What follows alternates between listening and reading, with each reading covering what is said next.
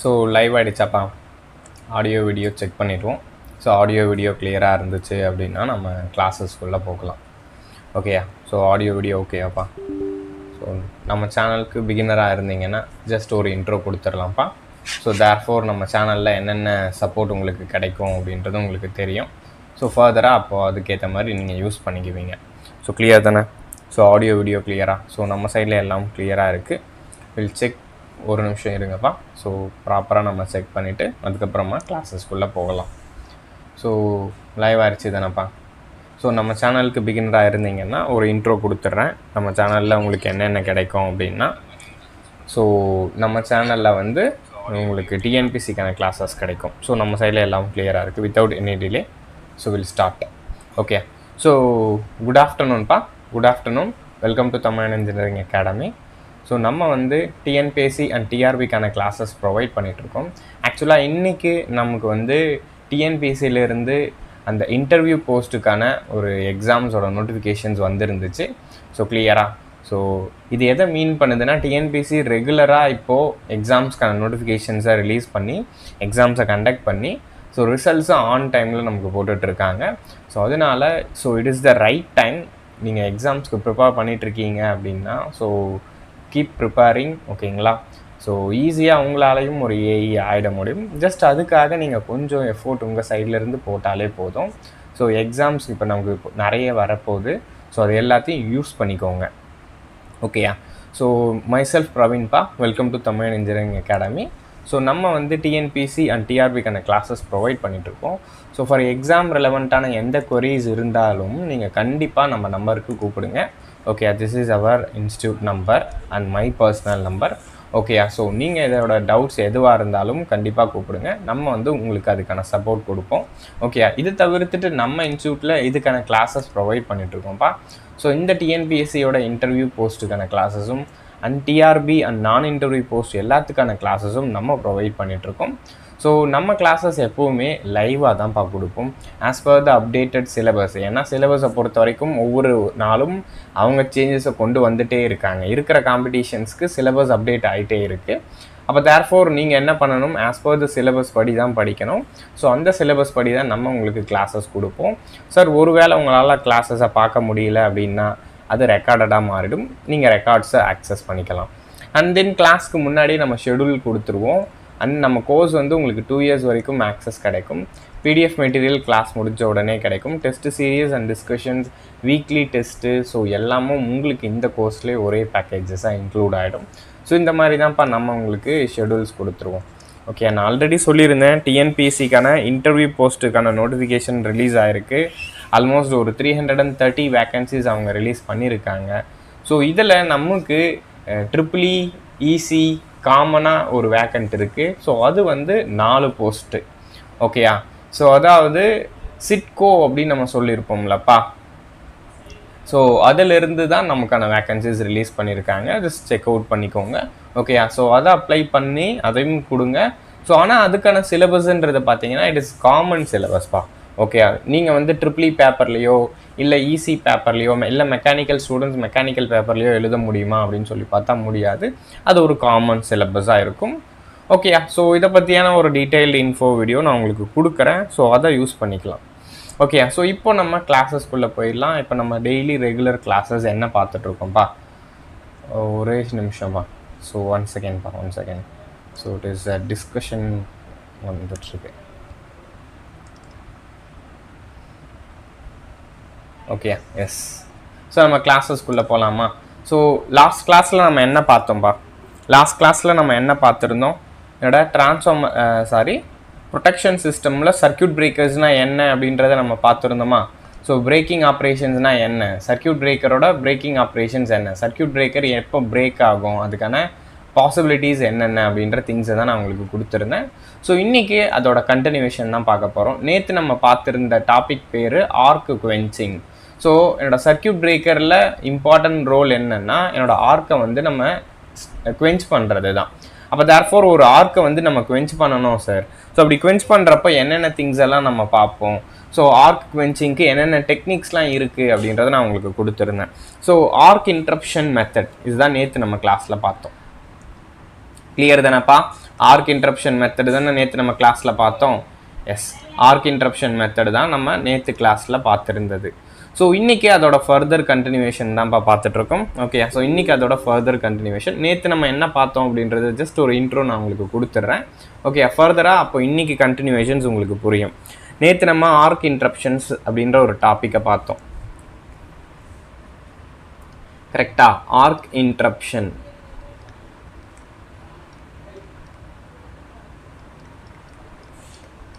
Methods.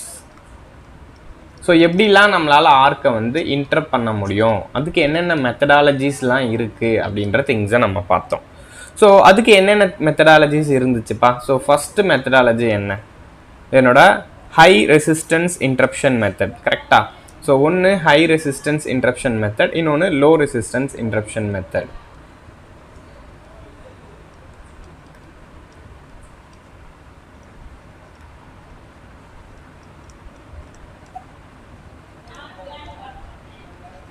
high resistance interruption method. So இன்னொன்று என்னப்பா? that is current zero method. current zero interruption or low resistance method. கிளியரா? So இந்த ரெண்டு வழியில் நம்மளால் என்ன பண்ண முடியும்னா ஆர்க்கை வந்து கண்ட்ரோல் பண்ண முடியும். ஸோ ஹை ரெசிஸ்டன்ஸ் மெத்தட்னா நம்ம என்ன பார்த்தோம்? ரெசிஸ்டன்ஸ் ஆஃப் த ஆர்க்கை வந்து இன்க்ரீஸ் பண்ணுறதுக்காக ஸோ என்னோட ஏரியா ஆஃப் த கான்டாக்டோட ஏரியாவை குறைக்கிறது, இல்லை என்னோட ஆர்க்கை நம்ம ஸ்ப்ளிட் பண்ணுறது, இல்லை என்னோட ஆர்க்கை நம்ம மெயின்டைன் பண்ணுறது, ஸோ அதுக்கப்புறமா என்னோட ஆர்க்கை நம்ம கூல் பண்ணுறது. ஸோ இந்த வழியில் எல்லாமே நம்மளால் ஆர்க்கை வந்து கண்ட்ரோல் பண்ண முடிஞ்சிச்சு. ஸோ அடுத்ததாக ஜீரோ கரண்ட் இன்டரப்ஷன் மெத்தடில் நான் உங்களுக்கு இதை எக்ஸ்பிளைன் பண்ணுறதுக்காக ரெண்டு தியரிஸை உங்களுக்கு சொல்லியிருந்தேன். ஸோ ஒன்று என்னோட recovery rate theory or voltage rate theory.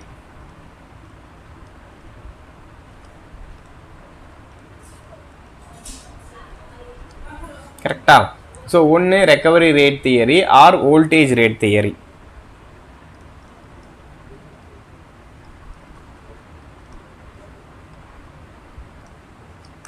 So இன்னொன்று என்னப்பா? Energy balance theory or Cassie's theory.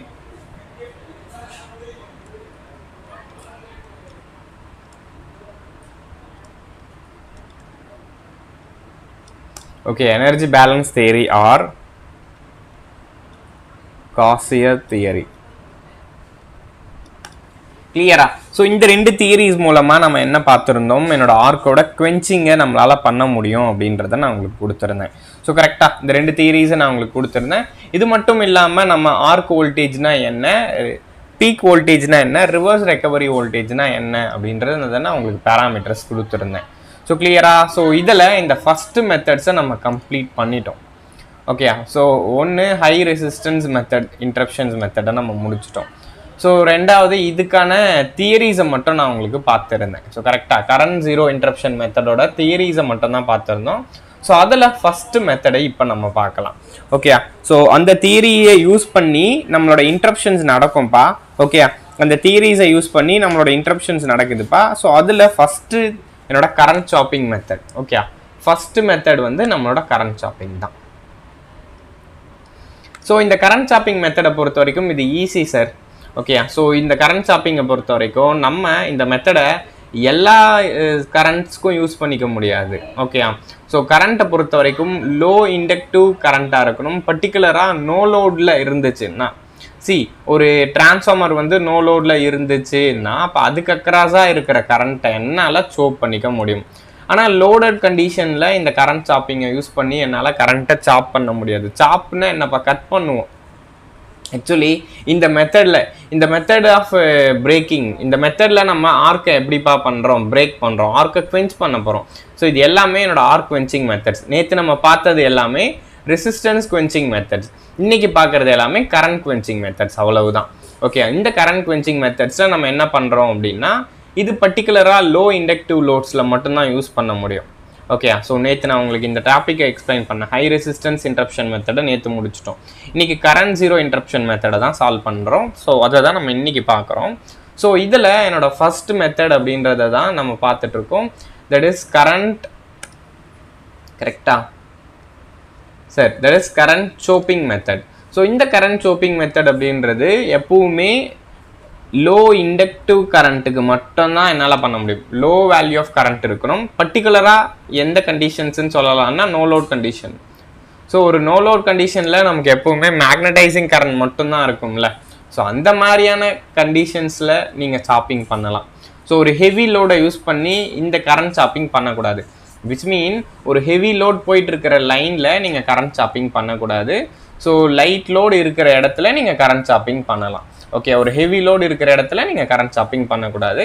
So current சாப்பிங்கை பொறுத்த வரைக்கும் நம்ம என்ன பண்ணுவோம்னா பர்டிகுலராக என்னோட 0 லைனை வரைக்கும் வெயிட் பண்ண மாட்டோம். ஸோ இதுக்கு முன்னாடி என்னோட தியரிஸை நம்ம பார்த்துருந்தோம்ல, 0 கிராசிங் இருக்கும். 0 கிராசிங்கிறது ஒரு நேச்சுரல் டிஸ்டர்பன்ஸ். அந்த நேச்சுரல் டிஸ்டர்பன்ஸில் நம்ம என்ன பண்ணலாம், என்னோட சாப்பிங் ப்ராசஸை பண்ணலாம் அப்படின்னு நான் சொல்லியிருந்தேன்னா, அதாவது அந்த டிஸ்டர்பன்ஸை நம்ம கொடுக்கலாம், சர்க்யூட் பிரேக்கரை ஓப்பன் பண்ணலாம் அப்படின்னு நம்ம பார்த்தோமா.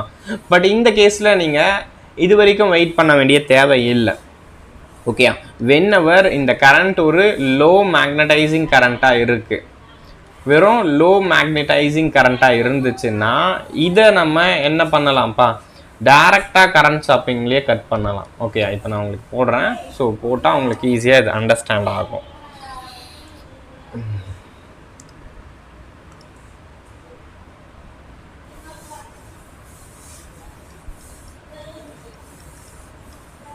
ஆக்சுவலி இப்படி தானே ஏசி கரண்ட் இருந்திருக்கும். நம்ம என்ன பண்ணுவோம்னா இந்த மாதிரி சாப் பண்ணுவோம் சார்.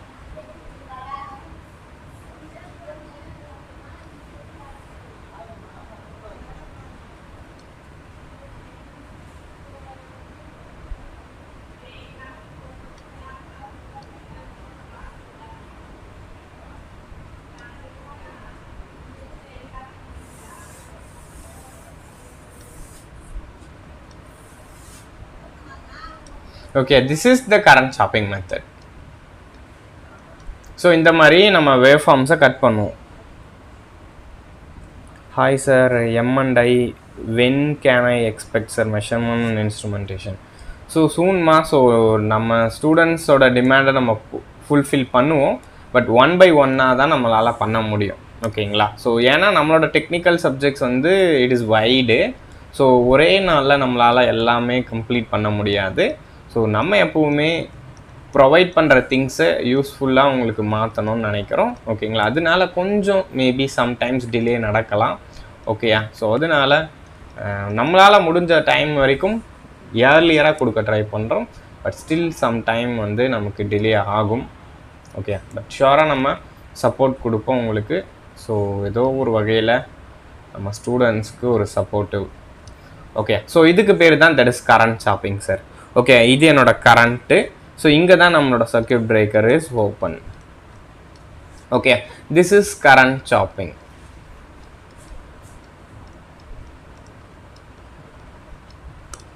ஸோ இந்த இடத்துல எனக்கு கரண்ட் பாருங்க, இந்த இடத்துல எனக்கு கரண்ட் வந்து low magnitude of inductive current இருக்கிறதுனால இங்கே ஜெனரேட் ஆகிற ஹீட்ன்றது இட் இஸ் லெஸ்ஸர் ஹீட்டாக இருக்கும், லோ ஹீட் எனர்ஜி.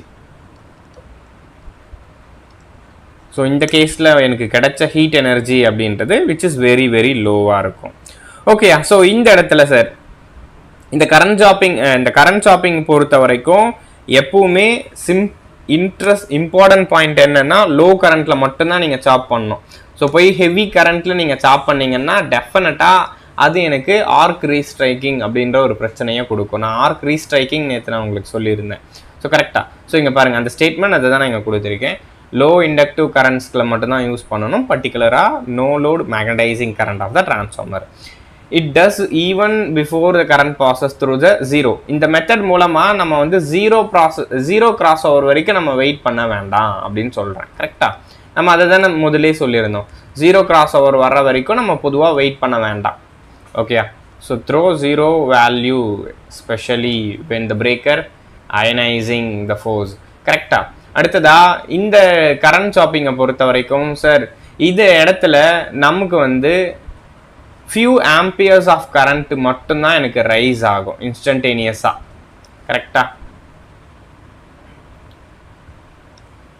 ஓகே, இதுதான் இதில் இருக்கிற இம்பார்ட்டன்ட் பாயிண்ட்ஸு.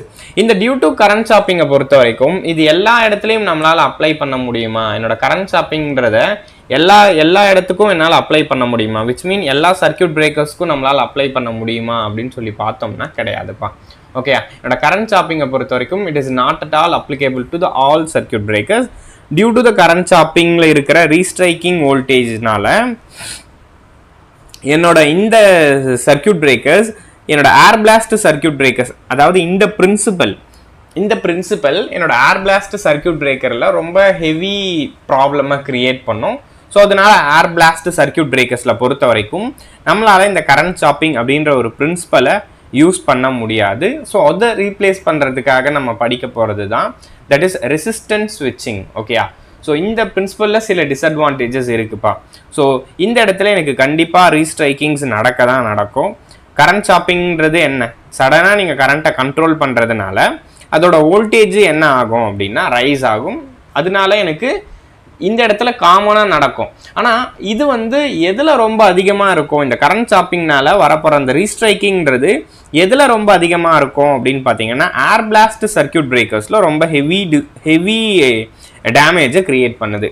ஓகே, இந்த பாயிண்ட் எழுதிக்கலாம். Due to current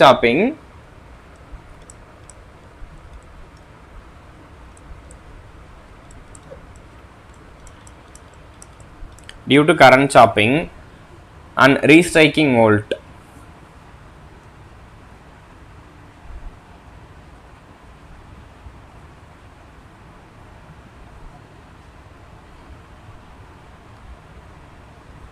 due to current chopping the restriking is more voltage. Due to the current chopping the restriking voltage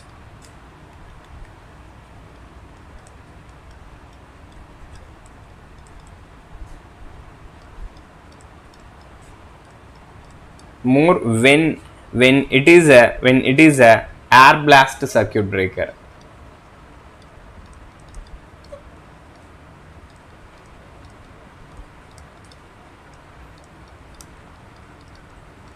sir இது ஒரு ஏர் blast circuit பிரேக்கர்ஸா இருந்துச்சு அப்படின்னா என்னோட இந்த கரண்ட் சாப்பிங்னால வந்த ரீஸ்ட்ரைக்கிங்கிறது ரொம்ப அதிகமாக இருக்கும். Okay, when it is a air blast circuit breaker the current choppingனால வந்த ரீஸ்ட்ரைக்கிங் வோல்டேஜ்ன்றது ரொம்ப அதிகமாக இருக்கும். பிகாஸ்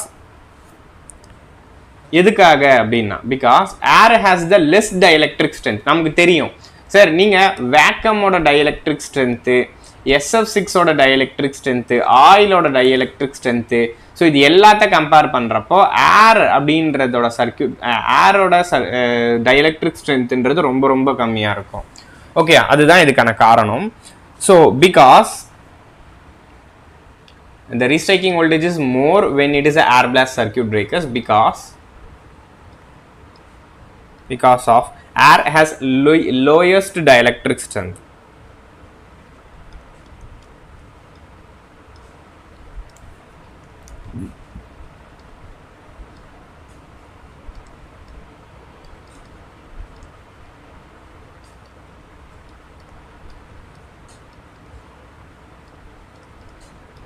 ஓகே, ஸோ இந்த கரண்ட் சாப்பிங்னால வரப்போகிற ரீஸ்ட்ரைக்கிங்கிறது ஏர் பிளாஸ்ட் சர்க்கியூட் பிரேக்கர்ஸில் ஹெவியாக இருக்கும். ஸோ இதுக்கான ரீசன் என்ன அப்படின்னு சொல்லி பார்த்தோம்னா பிகாஸ் ஆஃப் ஏரோட டைஎலக்ட்ரிக் ஸ்ட்ரென்த்ன்றது ரொம்ப கம்மி. ஸோ அதர் மீடியம் விடையே எனக்கு தெரியும் ஏரோட டைஎலக்ட்ரிக் ஸ்ட்ரென்த்ன்றது ரொம்ப கம்மி. ஸோ கிளியரா, அதனால தான் நம்ம பண்ண மாட்டேங்கிறோம். ஸோ ஓகேயா, ஸோ அப்போ இந்த பிரச்சனையை நம்ம எப்படி ரிசால்வ் பண்ண போகிறோம்? ஓகேயா, சிம்பிள் தான்ப்பா. கரண்ட் சாப்பிங்கிறது சிம்பிளாக ஒரு லோ வோல்டேஜ் மேக்னடைசிங் கரண்ட் இருக்கிற லைன்ஸில் நீங்கள் சர்க்கியூட் பிரேக்கர்ஸ் ஆப்ரேட் பண்ணுறீங்கன்னா அப்போ அந்த சர்க்கியூட் பிரேக்கர்ஸில் என்னோட ஆர்க்கை ஸ்குவெஞ்ச் பண்ணுறதுக்காக யூஸ் பண்ணுறோம். ஓகே, இந்த கரண்ட் சாப்பிங் டெக்னிக்ன்றத இங்கே தான் நம்ம யூஸ் பண்ணுறோம். ஓகே, அடுத்ததா இந்த டெக்னிக்ஸ் எல்லா இடத்துலையும் ஓகே சார், எல்லா இடத்துலையும் ஒர்க் பண்ணும். இப்போ நம்ம பார்க்க போகிற SF6 சர்க்கியூட் பிரேக்கர்ஸாக இருக்கட்டும், என்னோட ஆயில் சர்க்கியூட் பிரேக்கர்ஸாக இருக்கட்டும், ஸோ இந்த மாதிரி circuit breakers oil filled circuit பிரேக்கர்ஸ்லேயே நான் இந்த டெக்னிக்கை யூஸ் பண்ணியிருப்பேன்ப்பா. ஓகே, அந்த இடத்துலலாம் எனக்கு பிரச்சனை வராது. ஏன்னா அதுக்கெல்லாம் டைஎலக்ட்ரிக் ஸ்ட்ரென்த்ன்றது ரொம்ப அதிகமாக இருக்கும். அதனால அதோட வோல்டேஜ் ரைஸை அதை அலோவ் பண்ணாது. ஒரு மெட்டீரியலோட டைஎலக்ட்ரிக் ஸ்ட்ரென்த் அதிகமாக இருந்துச்சுன்னா ஆர்க்கே வராது இல்லை, கரெக்டா? ஸோ இப்போ ஆர்க்கே வராது, ஸோ ஆர்க்கு அதை அலோவ் பண்ணாது. அப்போ ஏருக்கு ரொம்ப கம்மியான டைஎலக்ட்ரிக் ஸ்ட்ரென்த் இருக்கிறதுனால இந்த மெத்தடு, இந்த கரண்ட் சாப்பிங்ன்ற இந்த மெத்தட் இருக்குல்ல, இந்த கரண்ட் சாப்பிங் மெத்தடை நீங்க ஏர் பிளாஸ்ட் சர்க்யூட் பிரேக்கர்ஸ்ல யூஸ் பண்ண முடியாது.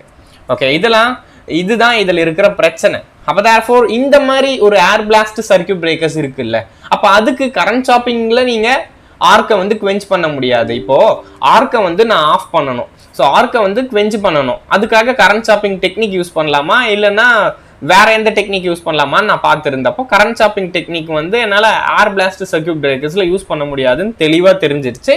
அப்போ therefore அப்போ இந்த மாதிரி ஒரு இஷ்யூ இருக்கே, இதை எந்த சர்க்யூட் பிரேக்கரால ரிசால்வ் பண்ண முடியும் அப்படின்னு சொல்லி பார்த்தீங்கன்னா அதுக்கு தான் ரெசிஸ்டன்ஸ் ஸ்விட்சிங் சர்க்யூட் பிரேக்கர்ஸ் அப்படின்ற ஒரு டாபிக் இருக்கு. புரியுதா? இப்போ சிம்பிள் தானே. ஸோ என்னோட கரண்ட் சாப்பிங் டெக்னிக்ஸை நம்ம நிறைய இடத்துல யூஸ் பண்ணாலும் ஸோ அது ஏர் பிளாஸ்ட் சர்க்யூட் பிரேக்கர்ஸ்ல யூஸ் பண்ண முடியாமல் போகுது. ஸோ அதை வந்து ரிசால்வ் பண்ணுறது தான் நம்ம ரெசிஸ்டன்ஸ் ஸ்விட்சிங் அப்படின்னு நம்ம பார்க்குறோம். ஓகேயா? ஸோ இதுக்காக தான்ப்பா, இந்த பிரச்சனையை நம்ம ரிசால்வ் பண்ணுறதுக்காக தான் ரெசிஸ்டன்ஸ் ஸ்விட்சிங் வரும். சார் இங்கே ரெசிஸ்டன்ஸ் ஸ்விட்சிங்ல என்ன பண்ண போறோம்னா, yes we inserted some resistance. So voltage across the ஃபால்ட்டுக்கு அக்ராஸாக நான் என்ன பண்ணேன்னா ஒரு ரெசிஸ்டன்ஸ் இன்க்ரீஸ் பண்ணுவேன், ஸோ இன்சர்ட் பண்ணுவேன். அதோட சர்க்யூட் நான் உங்களுக்கு வரைகிறேன், அப்போ உங்களுக்கு ஃபர்தர் ஐடியா கிடைக்கும். This is inductor L,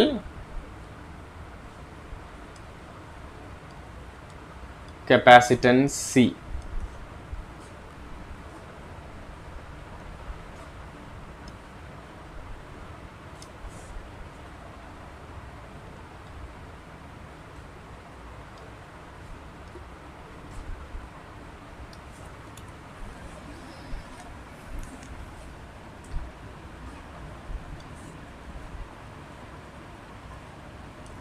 okay, so இங்கே தான் என்னோட fault நடக்குதுப்பா.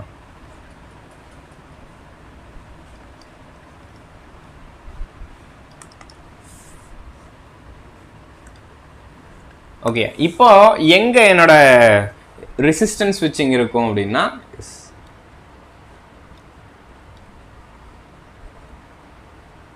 this is the resistance R. Okay, இதுதான் என்னோட ரெசிஸ்டன்ஸ் ஸ்விட்சிங். ஸோ என்ன பண்ணுறேன், இந்த ரெசிஸ்டன்ஸ் ஸ்விட்சை நான் வந்து க்ளோஸ் பண்ணலாம் இல்லை ஓப்பன் பண்ணலாம். ஓகே, இங்கே ஏர் பிளாக் சர்க்யூட் பிரேக்கரில் இருந்த ரீஸ்ட்ரைக்கிங் வோல்டேஜை குறைக்கிறது தான் இந்த ரெசிஸ்டன்ஸ் ஸ்விட்சிங்கோட ஒரு இம்பார்ட்டன்ட் ரோல். ஓகேயா? ஸோ இப்போ இன் திஸ் மெத்தட் நம்ம என்ன பண்ணுறோம்னா ஒரு சூட்டபிள் ரெசிஸ்டர்ஸை ஸோ சர்க்யூட் பிரேக்கர் கான்டாக்டுக்கு அக்ராஸாக நான் கனெக்ட் பண்ணுறேன். அப்படி கனெக்ட் பண்ணுறப்போ இந்த இடத்துல என்ன சார் இஷ்யூ வந்துச்சு எனக்கு, அந்த கேஸில் ஒரு ரீஸ்ட்ரைக்கிங் வோல்டேஜ் வந்துச்சா. ஸோ அந்த ரீஸ்ட்ரைக்கிங் வோல்டேஜ் வரதுக்கான ரீசன் அதுக்கு ஏரோட டைஎலக்ட்ரிக் ஸ்ட்ரென்த் ரொம்ப கம்மியாக இருந்தது தான் அப்படின்றத நம்ம பார்த்தோம். ஸோ இப்போது அதுக்கு அக்ராஸாக நான் என்ன கனெக்ட் பண்ணியிருக்கேன், ஒரு ரெசிஸ்டரை கனெக்ட் பண்ணியிருக்கேன். இப்போ இந்த ரெசிஸ்டரில் அந்த எனர்ஜி, இந்த ஸ்டோர் ஆன அந்த எனர்ஜின்றது டிசால்வ் ஆகிடும். ஓகேயா? அதாவது அதில் டிசிபேட் ஆகிடும் த்ரூ த ரெசிஸ்டன்ஸ் வழியாக. அந்த ஸ்டோர் ஆன இந்த எனர்ஜி, டிரான்ஸ்மிஷன் லைனில் இருக்கிற அந்த எனர்ஜி த்ரூ த ரெசிஸ்டன்ஸ் வழியாக டிசிபேட் ஆகிடும். ஓகே, இதுதான் இந்த பர்டிகுலர் மெத்தடாலஜியில் நம்ம அந்த எனர்ஜியை ரெடியூஸ் பண்ணுறோம். ஓகே, அப்போது அடுத்ததான் அந்த எனர்ஜி ரெடியூஸ் ஆயிடுச்சுன்னா டைஎலக்ட்ரிக் ஸ்ட்ரென்த் கம்மியாக இருந்தால் என்னப்பா மேனேஜ் பண்ணிக்க முடியும்ல. அதாவது என்னன்னா ஒரு ஃபால்ட்டு நடக்குது, ஃபால்ட்டு நடக்கிறப்போ அதோட ஸ்டோர்டான எனர்ஜின்றது டைஎலக்ட்ரிக் ஸ்ட்ரென்த்தை விட அதிகமாக இருந்ததுனால ரீஸ்ட்ரைக் ஆகுது. நமக்கு தெரியும்ல, இதை நம்ம எப்பவுமே பார்த்துருந்தோம். ஸோ எனர்ஜி இந்த line is greater than dielectric ஸ்ட்ரென்த்தாக இருந்துச்சுன்னா கண்டிப்பாக ரீஸ்ட்ரைக் ஆகும். ஸோ லெஸர் தேனாக இருந்துச்சுன்னா ரீஸ்ட்ரைக் ஆகவே ஆயிருக்காதே. ஸோ அப்போது இந்த எனர்ஜியை நம்ம குறைக்கணும். இந்த எனர்ஜியை எப்படி குறைக்கலாம், இந்த ரெசிஸ்டரை போட்டு அந்த எனர்ஜியை நீங்கள் டிசிபேட் பண்ணி அதுக்கப்புறமா இந்த எனர்ஜியை நீங்கள் குறைச்சிங்கன்னா டைஎலக்ட்ரிக் ஸ்ட்ரென்த்தை விட ரொம்ப கம்மியான எனர்ஜி தான் இருக்குன்னா அப்போ கண்டிப்பாக ரீஸ்ட்ரைக் ஆகாது. அப்போ அங்கேயே நீங்கள் ஏர் பிளாஸ்ட் சர்க்யூட் பிரேக்கர்ஸில் நீங்கள் இதை யூஸ் பண்ணிக்க முடியும். ஓகே, அப்போ ஏர் பிளாஸ்ட் சர்க்யூட் பிரேக்கர்ஸை பொறுத்த வரைக்கும் நம்ம ரெசிஸ்டன்ஸ் ஸ்விட்சிங் அப்படின்றத தான் யூஸ் பண்ணியிருப்போம். ஆயில் மற்ற டைப்ஸில் தான் நம்ம கரண்ட் சாப்பிங் டெக்னிக்கை யூஸ் பண்ண முடியும். ஓகே, அந்த டெக்னிக்ஸை நம்ம யூஸ் பண்ணி தான் இந்த சர்க்யூட் பிரேக்கர்ஸை பார்ப்போம். ஓகே, இந்த சர்க்யூட் பிரேக்கர்ஸில் இந்த டெக்னிக் மூலமாக நம்ம என்ன பண்ணுவோம், ஸோ வந்து என்னோட குவென்ச்சிங் அப்படின்ற ப்ராசஸை நம்ம அச்சீவ் பண்ணுவோம். ஸோ புரியுது தானேப்பா. ஸோ இப்போ நெக்ஸ்ட் போகலாமா. ஸோ இப்போ இதில் இருக்கிற நெக்ஸ்ட் பாயிண்ட்ஸ் எல்லாம் நான் உங்களுக்கு கொடுக்கட்டா. அப்போ தேர்ஃபோர் இந்த ரெசிஸ்டர் என்ன பண்ணுதுன்னு மட்டும் எழுதிக்கோங்க. the resistor dissipates the energy.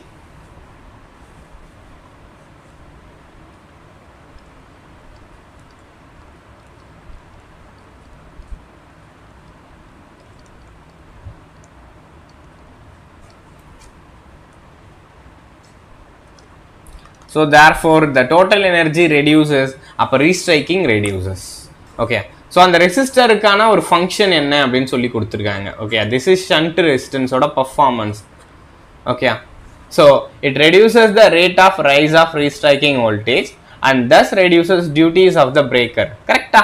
அப்ப என்னோட சிம்பிளா இதுக்கு முன்னாடி என்னோட ஏர் பிளாஸ்ட் சர்க்யூட் பிரேக்கர்ல இருந்த ஸ்ட்ரெஸ் இப்போ எனக்கு ரெடியூஸ் ஆயிடுது அப்படின்னு தான் சொல்லுது. It reduces the duties of the breaker. பிரேக்கரோட பாதி வேலை இதுவே முடிச்சிடுதுப்பா. ஓகே, அந்த எனர்ஜி லாஸா போனதுனால பிரேக்கர்ஸோட பாதி வேலையை இதுவே முடிச்சிடுச்சு. And it reduces the transient voltages during the ஸ்விட்சிங். ஓகே, ஸ்விட்சிங் off inductive or capacitive loads. Inductive capacitive loads வரப்போ நடக்கிற அந்த ஸ்விட்சிங் இஷ்யூஸ்லையும் சரி பண்ண முடியுது. ஓகே, ஸோ இங்கே என்னால் யூனிஃபார்ம்ஸ் வோல்டேஜ் ரெக்கவரி வருது. ஓகே, ஸோ டிரான்சியன்ட் வோல்டேஜ் ரெக்கவரின்றது ரொம்ப யூனிஃபார்மாக என்னால் மெயின்டைன் பண்ண முடியுது. ஓகே, ஸோ இதுதான் என்னோட major important role of the resistor. அடுத்ததா இப்போ நீங்கள் ஒரு ரெசிஸ்டரை டிசைன் பண்ணுறீங்க. இந்த ரெசிஸ்டிவ் சர்க்யூட்டில் ஒரு இண்டக்டர் இருக்குது, அடுத்து ஒரு கெப்பாசிட்டர் இருக்குது, அடுத்து இங்கே ஒரு ரெசிஸ்டர் இருக்குது. அப்போது which is a RLC circuit, right? இது ஒரு RLC சர்க்யூட்டாக பிஹேவ் பண்ணும். ஓகேயா? ஸோ இந்த ரெசிஸ்டன்ஸ் ஸ்விட்சிங்கிற சர்க்யூட்டு ஒரு RLC சர்க்யூட்டாக பிஹேவ் பண்ணும். அப்போ தேர்ஃபோர் ஒரு சீரியஸ் RLC சர்க்யூட்னு வந்துச்சுன்னா அதில் நம்ம என்னப்பா பார்த்துருப்போம்? R greater than 1/2 root LC. So R is equivalent to 1/2 root L/C. R lesser than 1/2 root L/C. So இந்த மாதிரி திங்ஸ் எல்லாம் நான் உங்களுக்கு கிளாஸில் சொல்லி கொடுத்தேன்னா. ஸோ இது என்னப்பா? ஸோ கிரேட்டர் தேன் அப்படின்னா என்ன? Under damped. ஸோ இது அண்டர் டேம்ப்டு. ஸோ இது என்ன? Critically damped. ஸோ இது என்ன? That is over damped. So okay, இதுதான் என்னோட damping of the systems. So அப்போது இங்கே நீங்கள் அடுத்ததாக எதை டிசைட் பண்ணணும்னா அதோட டேம்பிங்கை டிசைட் பண்ணணும் சார். ஸோ பொதுவாக ஆசிலேஷன்ஸ் வரக்கூடாது. ஸோ ஆசிலேஷன்ஸ் வந்துச்சுன்னா எதை மீன் பண்ணுது? என்னோட ரெக்கவரி, இந்த ரெக்கவரியை தான் எனக்கு மீன் பண்ணுது.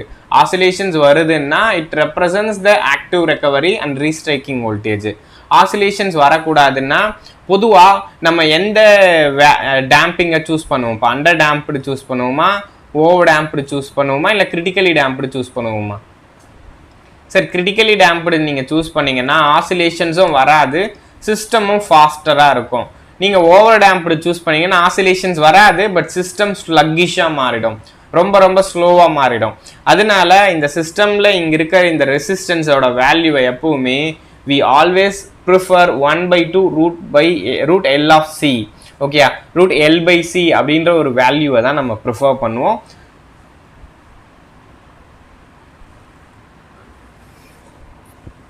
அதை ப்ரிஃபர் பண்ணால் மட்டும்தான் என்னோட ஸ்விட்சிங்கிறது பர்ஃபெக்டாக இருக்கும். ஓகே, ஸோ அதை ப்ரிஃபர் பண்ணுறதுக்கான ரீசன் உங்களுக்கு புரியுது இல்லைப்பா? ஸோ 1/2 root L/C அப்படின்ற ஒரு வேல்யூவை நம்ம எடுத்தோம்னா தான் என்னோட சிஸ்டமும் ஃபாஸ்டராக இருக்கும். சிஸ்டம் ஃபாஸ்டராக இருக்கணுன்றது நம்ம எப்போவுமே விரும்புகிறோம்ல. ஸோ இந்த ஸ்டேட்மெண்ட் தான் அடுத்ததாக நெக்ஸ்ட் உங்களுக்கு கொடுத்துருக்கேன். ஓகேயா? To reduce the transient recovery என்னவா இருக்கணும்னா பர்டிகுலராக கிரிட்டிக்கலி டேம்ப்டாக இருக்கணும். Critical restriking voltage damping. Okay, இங்கே தான் போட்டிருக்கேங்க பாருங்கள். The system, the voltage must be critically டேம்ப்டாக இருக்கணும். The R must B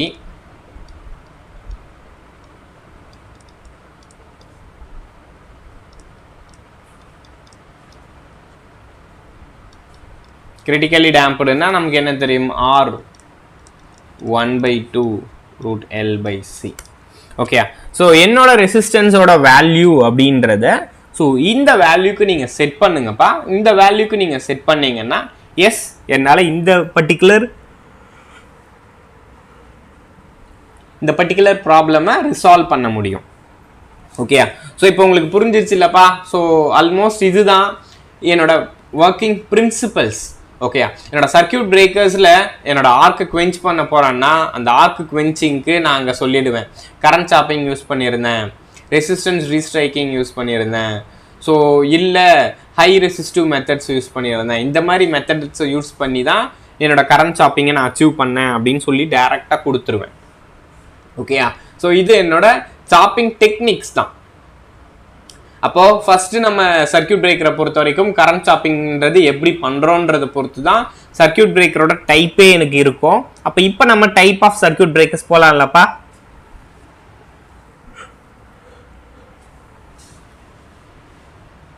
so next circuit பிரேக்கர்ஸோட டைப்.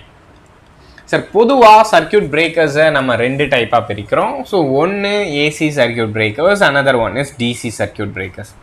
ஸோ புரியுதாப்பா? ஸோ என்னோட சர்க்கியூட் பிரேக்கர்ஸ் 2ஆக இருக்குது. ஒன்று based on the interrupting quantity. So interrupting குவான்டிட்டின்றது ஏசி குவான்டிட்டியா டிசி குவான்டிட்டியான்றதை பொறுத்து நம்ம பிரிக்கிறோம்.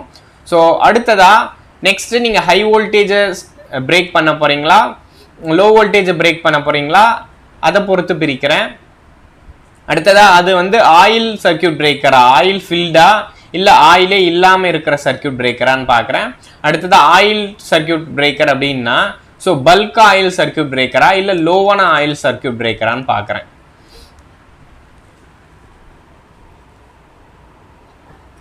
புரியுதா? அடுத்ததா ஆயில்லெஸ் சர்க்கியூட் பிரேக்கர்னா ஏர் பிரேக் சர்க்கியூட் பிரேக்கரா, ஏர் பிளாஸ்ட் சர்க்கியூட் பிரேக்கரா, வேக்கம் சர்க்கியூட் பிரேக்கரா, SF6 சர்க்கியூட் பிரேக்கர்ஸா அப்படின்னு சொல்லி பார்க்குறேன். சார் உங்களுக்கு எக்ஸாமில் இதையுமே கேட்க சான்சஸ் இருக்குது. சார் இதில் ஆயில்லெஸ் சர்க்கியூட் பிரேக்கர்ஸோட டைப்ஸ் எது, இதில் எது வந்து ஆயில்லெஸ் சர்க்கியூட் பிரேக்கர் இல்லை, எது ஆயில் சர்க்கியூட் பிரேக்கர் அப்படின்றதும் உங்களுக்கு கேட்பாங்க. ஓகே, ஃபஸ்ட்டு இதோட சப்ளை நம்ம இன்டர் பண்ண போகிற சப்ளையை பொறுத்து அது ஏசி குவான்டிட்டியா டிசி குவான்டிட்டியா அப்படின்னு சொல்லி பார்க்குறோம். ஓகேயா? ஸோ ஏசி குவான்டிட்டின்னா என்ன பார்க்கலாம், நம்ம ஜீரோ கரண்ட் ஸ்விட்சிங் அப்படின்ற ஒரு பார்த்துருப்போம்ல, கரண்ட் ஜீரோ இன்டரப்ஷன் அப்படின்ற ஒரு டெக்னிக் பார்த்தோம்ல, current zero interruption.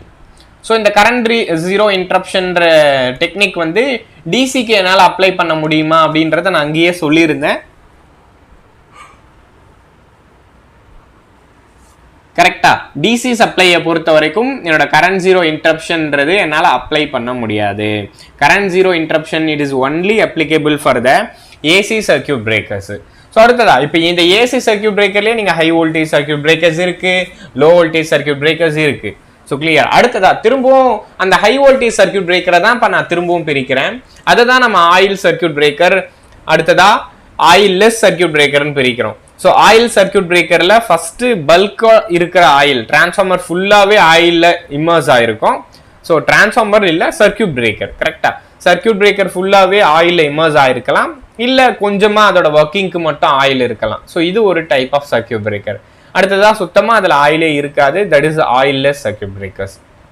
Okay, so இது ஹை வோல்டேஜில். அடுத்து லோ வோல்டேஜ் சர்க்கியூட் பிரேக்கர்ஸ்னால் நான் பெருசாக இது ஸ்பிட் பண்ணவே இல்லையே சார் அப்படின்னா, எஸ், இதில் தான் நம்ம எம்சிபி, நம்ம வீட்டில் பார்க்குறோம்ல MCB, so ELCB, RCCB, so இந்த மாதிரி சர்க்கியூட் பிரேக்கர்ஸ் எல்லாமே நம்ம பார்க்குறோம். ஸோ இது எல்லாமே லெஸ்ஸர் தேன் 1 kVக்கு கீழே தான். ஓகேயா? ஸோ அதுதான் நம்ம லோ வோல்டேஜ் சர்க்கியூட் பிரேக்கர்ஸ் அப்படின்னு சொல்கிறோம். ஓகே, ஸோ இப்போ நம்ம இந்த எக்ஸாம் பாயிண்ட் ஆஃப் வியூவில் பொறுத்த வரைக்கும் நமக்கு இந்த லோ வோல்டேஜ் சர்க்கியூட் பிரேக்கர்ஸில் கொஷின்ஸ் கேட்கறது இல்லைப்பா. ஓகே, ஹை வோல்டேஜ் சர்க்கியூட் பிரேக்கர்ஸில் தான் நமக்கு கொஷின் ஏரியா. ஓகே, ஸோ அதனால இப்போ நம்ம ஹை வோல்டேஜ் சர்க்கியூட் பிரேக்கர்ஸை தான் பார்க்க போகிறோம். ஓகே, ஸோ இதை பார்க்கறதுக்கு முன்னாடி சில திங்ஸ், சர்க்கியூட் பிரேக்கர்ஸோட நீட் என்ன, ஸோ சர்க்கியூட் பிரேக்கர்னா என்ன பண்ணணும், ஸோ அதுக்கு சில ப்ராப்பர்ட்டிஸ் இருக்கும்ல, ஸோ இம்பார்ட்டன்ட் ப்ராப்பர்ட்டி, ஸோ என்னெல்லாம் இருக்கலாம் அப்படின்றத நம்ம பார்ப்போம். Okay, so next, so AC circuit breakers first நம்ம பார்க்க போகிறது. ஏன்னா டிசி சர்க்கியூட் பிரேக்கர்ஸை பொறுத்த வரைக்கும் ஸோ நம்ம அதுக்கும் பெருசாக இம்பார்ட்டன்ஸ் கொடுக்க போதில்லை. ஓகே, பர்டிகுலராக AC circuit breaker, AC circuit பிரேக்கர்ஸில் ஹை வோல்டேஜ் சர்க்கியூட் பிரேக்கர்ஸ் தான் நம்ம பார்ப்போம்.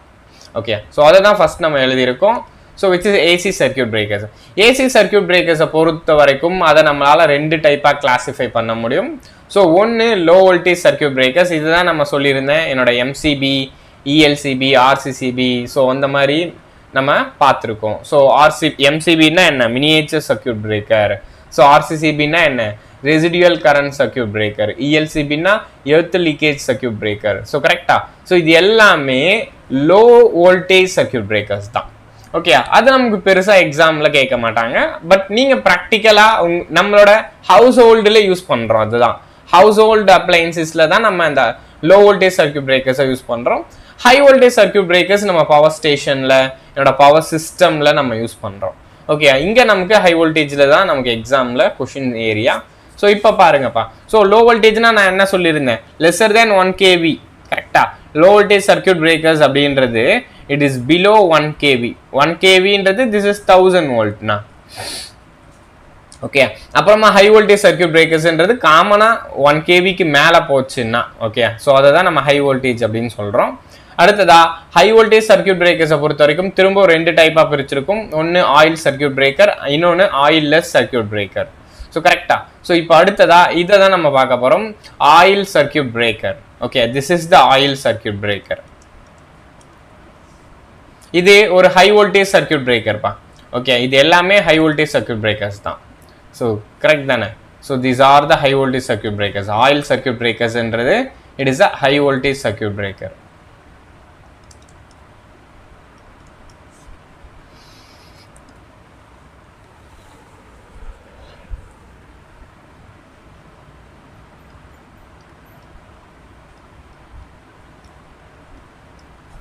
கரெக்டா? ஆயில் சர்க்யூட் பிரேக்கர் அப்படின்றது it is a high voltage circuit breaker. இந்த இடத்துல என்னோட ஆயில் எதுக்காகப்பா? இந்த இடத்துல என்னோட ஆயில் எதுக்காக? என்னோட ஆர்க்கை குவென்ச் பண்றது தான் என்னோட ஆயிலோட ஒரு ஒர்க். ஓகேயா? என்னோட ஆர்க்கை குவென்ச் பண்ணணும். ஸோ அதை குவென்ச் பண்றது தான் என்னோட ஆயிலோட ஒர்க். இங்க பாருங்கப்பா, ஸோ இங்க ஆர்க்கு நமக்கு கொடுத்துருக்காங்க. இது என்னோட கான்டாக்ட், இது ஃபிக்ஸ்டு கான்டாக்ட், மூவிங் கான்டாக்ட். இங்க பாருங்க, ஸோ இது என்னோட ஃபிக்ஸ்டு கான்டாக்ட் தான். ஸோ அதுக்கு கீழே இருக்கிறது என்னோட மூவிங் கான்டாக்ட். இன் பிட்வீன்ல தான் எனக்கு ஆர்க் வந்திருக்கு. கரெக்டா? ஸோ இப்போ இந்த ஆர்க் ஃபுல்லாவே எங்க இருக்குப்பா? ஃபுல்லாவே என்னோட டைஎலக்ட்ரிக் ஆயில் தான் இருக்கு. So fully it is filled with oil. ஓகேயா? ஸோ ஃபுல்லாவே ஒரு ஆயிலால ஃபில் ஆயிருக்கிறதுனால தான் இது ஆயில் சர்க்யூட் பிரேக்கர்ஸ் அப்படின்னு சொல்றோம். ஸோ கிளியரா? ஸோ இந்த இடத்துல இந்த சர்க்யூட் பிரேக்கர் எப்படி ஒர்க் பண்ண போகுது அப்படின்னு சொல்லி பார்த்தீங்கன்னா, சார் அந்த இடத்துல ஒரு ஆர்க்கு, அந்த ஆர்க் பில்ட் ஆன உடனே அங்கே என்ன ஆகும்னா அங்கே ஒரு ஹீட் பில்ட் ஆகும். ஸோ கரெக்டா? ஒரு ஆர்க் வருது, இந்த ஆர்க் வந்துச்சுன்னா அங்கே ஹீட் கிரியேட் ஆகும். கரெக்டா? ஸோ ஹீட் வந்து ஜெனரேட் ஆகுது அப்படின்னா என்ன ஆகும்னா அந்த ஆயில்ல இருந்து எனக்கு ஹைட்ரஜன் பபிள் வந்து கிரியேட் ஆகும்.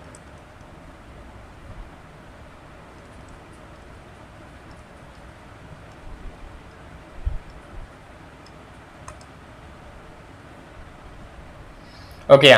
ஸோ சிம்பிளா ஆர்க் கிரியேட் ஆகுதுன்னா வேப்பரைசேஷன் ஆஃப் ஆயில் நடக்கும். ஃபர்ஸ்ட் இப்படி கூட எழுதிக்கலாம், ஆர்க் வருது, அடுத்ததா அதனால ஹீட் கிரியேட் ஆகுது. So next vaporisation of oil. Oil வந்து வேப்பர் ஆகுது. ஸோ ஆயில் வேப்பர் ஆன உடனே அதுல இருந்து ஹைட்ரஜன் பபிள்ஸ் வந்து ஃபார்ம் ஆகுது. ஸோ இந்த இடத்துல இந்த ஹைட்ரஜன் பபிள் பார்த்தீங்கன்னா ஹைட்ரஜன் பபிளுக்கு பெரிய ஒரு இம்பார்ட்டன்ட் பேராமீட்டர் இருக்கும். ஸோ ஹைட்ரஜன் பபிளோட என்னோட டைஎலக்ட்ரிக் ஸ்ட்ரென்த்ன்றது ரொம்ப ரொம்ப அதிகமாக இருக்கும். Okay, dielectric strength of this hydrogen is very very high. Okay, அப்போ நம்ம என்ன நடக்கும் அப்படின்னா இந்த இடத்துல என்னோட டைஎலக்ட்ரிக் ஸ்ட்ரென்த் அதிகமாக இருக்கனால என்னோட கரண்டோட ஜீரோ கிராசிங் வருது இல்லப்பா, ஜீரோ கிராசிங் வர்றப்போ என்ன ஆகும்னா அடுத்த முறை இந்த ஹைட்ரஜன் பபிள் அதோட ரீஸ்ட்ரைக்கிங் வர்றதை தவிர்க்கும். ஓகே, அந்த ரீஸ்ட்ரைக்கிங்கை இது என்ன பண்ணும், ஹோல்ட் பண்ணி வச்சிருக்கோம். ஏன்னா இவனோட டைஎலக்ட்ரிக் ஸ்ட்ரென்த் வந்து ரொம்ப அதிகம். ஓகே, எப்பவுமே நமக்கு என்ன தெரியும், இந்த எனர்ஜியை விடைய என்னோட ரீஸ்ட்ரைக்கிங் எனர்ஜியை விடைய என்னோட டைஎலக்ட்ரிக் ஸ்ட்ரென்த்தில் இருக்கிற எனர்ஜி அதிகமாக இருந்துச்சுன்னா அந்த இடத்துல ஆர்க் வராது. ஸோ என்னோட ரீஸ்ட்ரைக்கிங்கை விடைய என்னோட எனர்ஜி ரொம்ப கம்மியாக இருந்துச்சுன்னா ஆர்க் வரும். ஸோ கரெக்டாக என்னோட ரீஸ்ட்ரைக்கிங் எனர்ஜி ஸோ என்னோட டைஎலக்ட்ரிக் எனர்ஜியை கம்பேர் பண்ணி தான் ஆர்க்கிங் நமக்கு நடக்கும். ஓகே, இந்த இடத்துல நமக்கு என்ன தெரியும், ஹைட்ரஜனோட டைஎலக்ட்ரிக் ஸ்ட்ரென்த்ன்றது ரொம்ப அதிகம். ஓகேயா? ஸோ ஏன்னா இந்த இடத்துல நம்ம இந்த ஆயில் நார்மலாக யூஸ் பண்ணியிருக்க மாட்டோம், இட் இஸ் அ ப்ரெஷரைஸ்டு ஆயிலாக இருக்கும். ஓகேயா? ஸோ அதனால இன்னும் அதிகமான என்னோட டைஎலக்ட்ரிக் ஸ்ட்ரென்த்தை என்னால் அச்சீவ் பண்ணியிருக்க முடியும். ஓகே, இந்த கைண்ட் ஆஃப் வேல தான் நம்ம இந்த இடத்துல ஆர்க் குவென்ச்சிங் அப்படின்றத அச்சீவ் பண்ணுறோம். சிம்பிள் தான். ஆர்க் வருது, ஹீட் வருது, அந்த ஹீட் வந்து வேப்பரை கொடுக்குது, அந்த வேப்பரை எனக்கு ஹைட்ரஜன் பபுளை கொடுக்குது. ஸோ இந்த ஹைட்ரஜன் பபுள்ன்றது என்ன பண்ணுதுன்னா it prevent the zero hitting, அதாவது it prevent the restriking voltage after the zero crossing. Okay, zero crossing வந்ததுக்கு அப்புறமா அதை இன்க்ரிமெண்ட் பண்ணுறதுக்கு இது அலோவ் பண்ணாது. ஓகேயா? ஸோ இந்த பேராமீட்டர்ஸ் தான் நம்ம மேலே கொடுத்துருக்கோம். இது வந்து கன்வென்ஷனல் மெத்தட் ஆஃப் சர்க்கியூட் பிரேக்கர்ஸ்ன்னு சொல்லுவோம். ஸோ ஓல்டன் டேஸில் இந்த சர்க்கியூட் பிரேக்கர்ஸ் தான் ரொம்ப ரொம்ப அதிகமாக இருந்துச்சு. ஓகேயா? So it is the oldest circuit breaker, இல்லை கன்வென்ஷனல் சர்க்கியூட் பிரேக்கர்ஸ் அப்படின்னு கூட நம்ம சொல்லலாம். ஓகே, இப்போ இந்த ஸ்டேட்மெண்ட் நீங்கள் கொடுத்துறீங்க. ஸோ இங்கே என்ன பண்ணியிருக்கீங்க பாருங்க, quenching of arc by using insulating oil. என்னோட இன்சுலேட்டிங் ஆயிலை யூஸ் பண்ணி தான் என்னோட ஆர்க்கு குவென்ச் பண்ணுறோம் as a dielectric medium. The oil used is an insulating oil which has more dielectric strength than air. ஏரை விட அதிகம் தான், நமக்கு தெரியும்ல.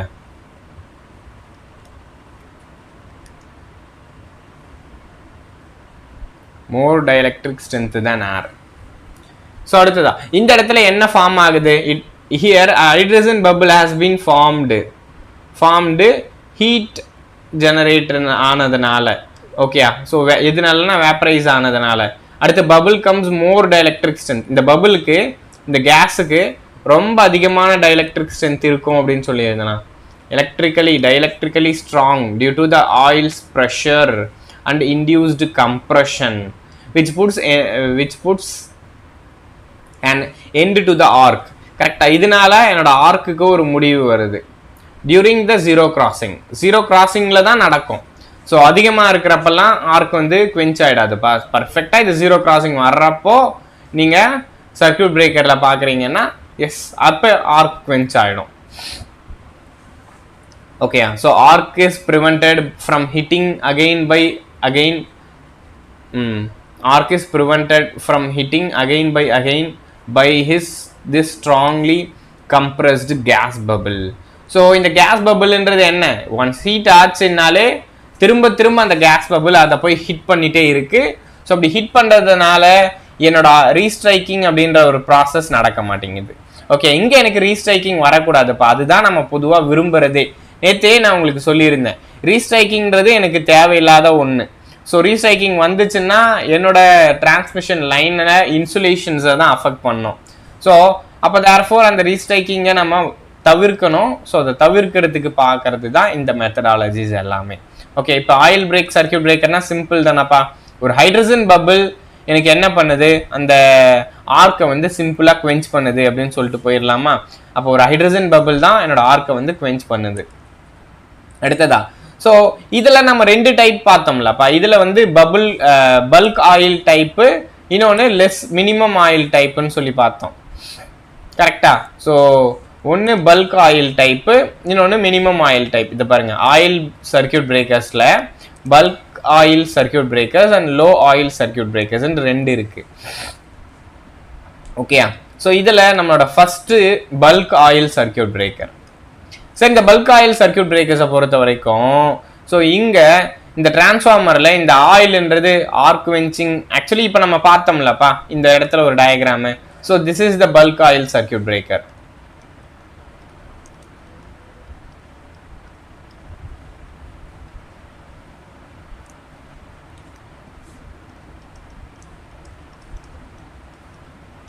ஸோ இந்த இடத்துல என்னோட ஆர்க்கிங்கோட குவென்ச்சிங்க்கும் யூஸ் ஆகுது, இன்சுலேஷனாகவும் யூஸ் ஆகும். ஆயிலை பொறுத்த வரைக்கும் ஸோ ரெண்டு இடத்துல யூஸ் ஆகுது, ரெண்டு ஒர்க்கு பண்ணுது. என்னோட ஆயில் வந்து ரெண்டு ஒர்க்கை பண்ணுது.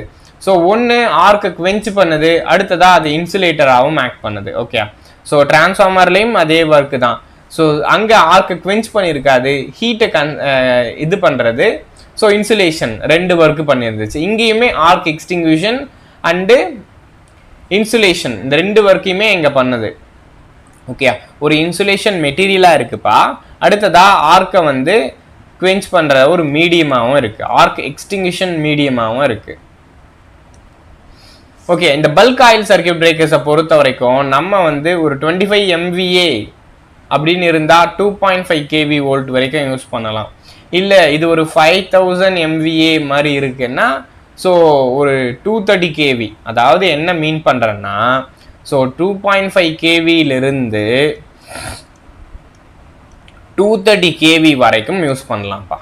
புரியுதா? ஸோ இந்த ஆயில் பல்க் ஆயில் சர்க்கியூட் பிரேக்கர்ஸை என்னால் 2.5 kVயிலிருந்து 230 kV வரைக்கும் யூஸ் பண்ணிக்கலாம். ஓகே, ஸோ இதுதான் இந்த bulk oil circuit breakers. So இதில் ஒரு அட்வான்டேஜஸ்லாம் இருக்குது. ஸோ இதோட கூலிங்கிறது ரொம்ப ரொம்ப எஃபெக்டிவாக இருக்கும். ஸோ மற்றதை விட ஓகே, இங்கே ஒரு சர்க்கியூட் பிரேக்கரில் ஆர்க் வருதுன்னா அந்த ஆர்க்கோட ஹீட் உடனே டிசிபேட் ஆகிறதுக்கு ஆயில் இருக்குது. ஓகே, அப்போது இதோட கூலிங் ப்ராப்பர்ட்டி அப்படின்றது ரொம்ப ரொம்ப அதிகம். அடுத்ததா இந்த அட்வான்டேஜ் வந்து காமன் அட்வான்டேஜ் தான். Oil has high dielectric strength. ஆயிலோட டைஎலக்ட்ரிக் ஸ்ட்ரென்த்ன்றது ரொம்ப அதிகமாக இருக்கும், நமக்கு தெரியும். அது ஒரு அட்வான்டேஜ். அடுத்ததா இது ஒரு இன்சுலேட்டராகவும் ஆக்ட் பண்ணுது அப்படின்னு சொல்கிறேன். அப்போ அதுவும் ஒரு அட்வான்டேஜ். அடுத்ததா இந்த ஆயில் வந்து ஆர்க்கோட எனர்ஜியை அப்சர்வ் பண்ணி டீகம்போஸ் பண்ணுது. ஸோ இது ஒரு அட்வான்டேஜ். இதில் டிஸ்அட்வான்டேஜ் என்ன அப்படின்னா, இது ஒரு ஸ்லோ ப்ராசஸ். ஓகே, ஸோ இந்த இடத்துல ஃபஸ்ட்டு ஒரு ஆர்க்கு நடக்கும்பா. ஆர்க்கு நடந்து ஒரு ஹீட் வரும். ஸோ ஹீட் வந்து அடுத்து பபுள் வரும். பபுள் வந்ததுக்கு அப்புறமா தான் திரும்பவும் அந்த அடுத்த சைக்கிள் ஆஃப் ஆர்க்கை அது வந்து கண்ட்ரோல் பண்ணும். ஓகே, அப்போ இதோட டைம் ஆஃப் ஆர்க்கிங் அப்படின்றது என்னவா இருக்கும்னா ரொம்ப ரொம்ப அதிகமாக இருக்கும். ஸோ ஹை ஸ்பீட் ஆஃப் ஆப்ரேஷன்ன்றது எனக்கு அச்சீவ் பண்ண முடியாத ஒன்று. பல்க் ஆயில் சர்க்கியூட் பிரேக்கர்ஸை பொறுத்த வரைக்கும் ஹை ஸ்பீட் ஆஃப் ஆப்ரேஷன்ஸ்லாம் இல்லைப்பா. ஸோ பொறுமையாக ஆப்ரேட் ஆகும். ஸோ அது வரைக்கும் உங்களோட எக்யூப்மெண்ட்ஸ்க்கு ஸ்டெபிலிட்டி இருந்துச்சுன்னா ஓகே, அப்படி இல்லைன்னா ஸோ ஃபெயிலியர் ஆகிடும்ல. அப்போ கண்டிப்பாக அடுத்த ஒரு சர்க்கியூட் பிரேக்கர்ஸ் நம்ம போய் தான் ஆகணும். இது கன்வென்ஷனல் மெத்தடு. ஸோ கன்வென்ஷனல் மெத்தட்னா கொஞ்சம் டிலே தான் ஆகும். ஓகே, ஸோ அப்போ it is not permitted for high speed of interruption. It takes long arcing time. Okay, so இதுக்கான டைம்ன்றது ரொம்ப ரொம்ப அதிகம். இது இதில் இருக்கிற காமனான டிஸ்அட்வான்டேஜ். அடுத்ததா நெக்ஸ்ட். ஸோ நெக்ஸ்ட் நம்ம அங்கே பார்த்தோம்ல பல்க் ஆயில், ரெண்டாவது மினிமம் ஆயில். ஸோ அந்த மாதிரி பல்காக நான் யூஸ் பண்ண மாட்டேன் சார். ஓகே, ஸோ அங்கே நான் இந்த மாதிரி பல்காக யூஸ் பண்ண மாட்டேன் சார். அந்த இடத்துல எனக்கு ரெண்டு வேலையை செஞ்சிச்சு. ஸோ ஒன்று இன்சுலேஷன் மீடியமாகவும் இருந்துச்சு, ஆர்க்கை வந்து குவென்ச் பண்ணுறதுக்கும் யூஸ் ஆச்சு. ஆனால் இங்கே சார் நீங்கள் ஒரு ஆயிலை சர்க்கியூட் பிரேக்கரில் யூஸ் பண்ண போகிறீங்கன்னா இன்சுலேஷனுக்காக யூஸ் பண்ணுவீங்களா? இன்சுலேஷன் அப்படின்றது ஒரு பெரிய பிரச்சனை இல்லைப்பா. இன்சுலேஷன்றத நம்மளால தனியாக கூட கொடுத்துக்க முடியும். ஓகே, ஸோ வேற எதனாச்சும் ஒரு எஃபெக்டிவ் மீடியமை யூஸ் பண்ணி கூட இன்சுலேஷனை கொடுத்துக்க முடியும். ஸோ ஆனால் ஆர்க்கு குவென்ச்சிங் அப்படின்றது தான் ரொம்ப ரொம்ப இம்பார்ட்டன்ட். ஒரு சர்க்கியூட் பிரேக்கரில் ஆர்க்கை ஆஃப் பண்ணணுன்றதுக்கு தான் நீங்கள் ஃபர்ஸ்ட் ப்ரியாரிட்டி கொடுக்கணும். அதுக்கப்புறமா தான் ஹீட் போகிறதுன்றது செகண்டரி. ஓகே, ஸோ ஒரு ஆர்க் வருது, அந்த ஆர்க்கை வந்து கண்ட்ரோல் பண்ணுறது தான் என்னோட ஃபர்ஸ்ட் ப்ரியாரிட்டி. அதுக்கப்புறமா அந்த ஆர்க்குனால வந்த ஹீட்டை நீங்கள் வந்து டிசிபேட் பண்ணணும்னு நினைக்கிறது எல்லாமே செகண்ட் ப்ரியாரிட்டி தான். ஓகே, அப்போ நான் என்ன பண்ணேன், அந்த இடத்துல பல்க் ஆயில் சர்க்கியூட் பிரேக்கர்ல ரெண்டுத்துக்குமே ஒரே ஒரு ஆயில் தான் இருந்துச்சு. அதனாலதான் என்னோட எலமெண்ட்ஸ் எல்லாமே ஆயிலுக்குள்ள முழுகி இருந்துச்சு, சப்மர்ஜ் ஆயிருந்துச்சு. ஆனா இந்த இடத்துல அப்படி பாத்தீங்கன்னா அப்படி இருக்காது. ஸோ இது தனியா அது தனியா தான் இருக்கும். ஸோ அந்த அளவு ஆயில் நம்ம எடுத்திருக்க மாட்டோம். ஜஸ்ட் எக்ஸ்டிங்கிஷ் பண்றதுக்காக மட்டும்தான் நீங்க இந்த ஆயில் பிரேக் சர்க்கியூட் பிரேக்கர்ஸை யூஸ் பண்ணுவீங்களே தவிர ஸோ என்னோட இன்சுலேஷன் ஹீட்டிங்க்கு அப்படின்றதெல்லாம் இது நம்ம யூஸ் பண்ண மாட்டோம். ஓகே, ஸோ இந்த பாயிண்ட் இங்கே தான் கொடுத்துருக்கேன். இந்த minimum oil circuit breaker oil is primary utilized for extinguishing the arc through a blast action. கரெக்டா? ஸோ போன இடத்துல ரெண்டு வேலை செஞ்சுட்டு இருந்த என்னோட ஆயில், இந்த இடத்துல ஒரே ஒரு வேலை தான்.